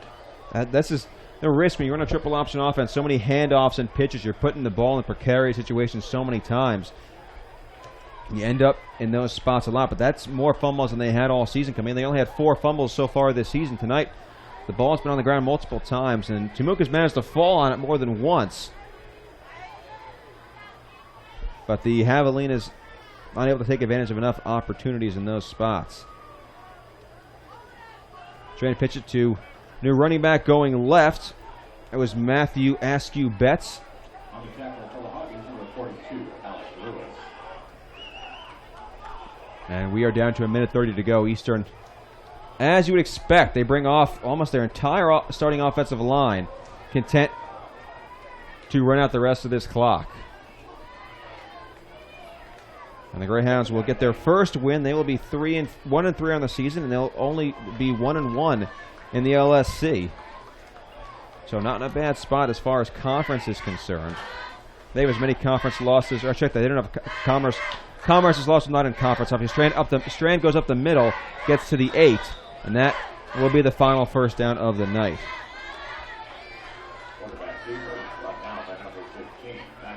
Javelinas will fall to 1-3. They are 0-3 in conference, still searching for that first LSC win. And they'll have to wait 3 weeks to try for it again. And that attempt will be against probably one of the top 10 teams in the nation, MSU Texas. Strand wants to let it run. He probably wants to make sure this is the last play. Giving it to Gilbert. Trying to turn the corner right side. He'll get tackled in the backfield for a loss. And that will be the final play of this one. Eastern players heading on the field to celebrate. They are winless no more. They pick up their first victory of the season. They have beaten the Javelinas 5 out of the last 6 times these teams have met. And as the clock runs out, the final score once again tonight, the Eastern New Mexico Greyhounds 31, the Texas A&M-Kingsville Javelinas 14. We're going to take a quick break. We'll be right back here to wrap everything up with the postgame show. Mark and Sarah alongside Nate Cortiso back in 60 seconds. Don't go away.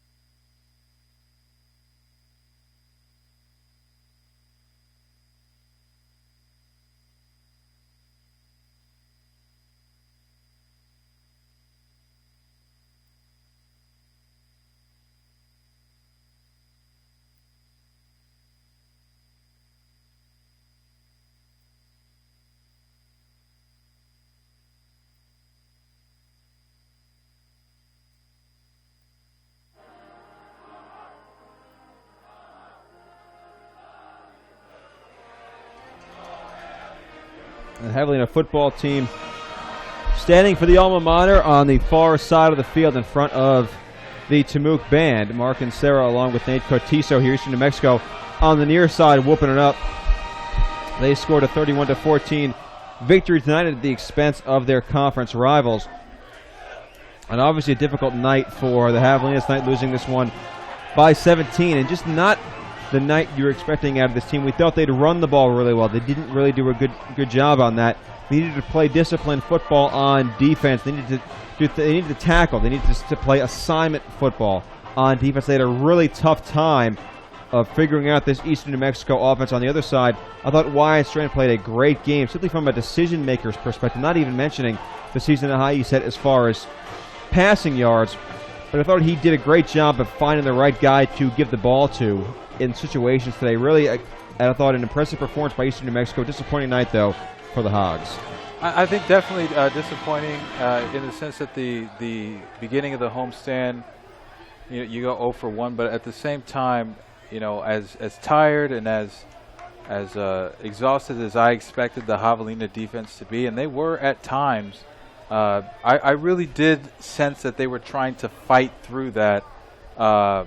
They had a couple of instances where they stopped Eastern New Mexico past midfield, and of course there were the 2 turnovers they had, the fumble and the interception. So there were some positives. I'm thinking of the Valentine fumble and obviously the INT from Seminot.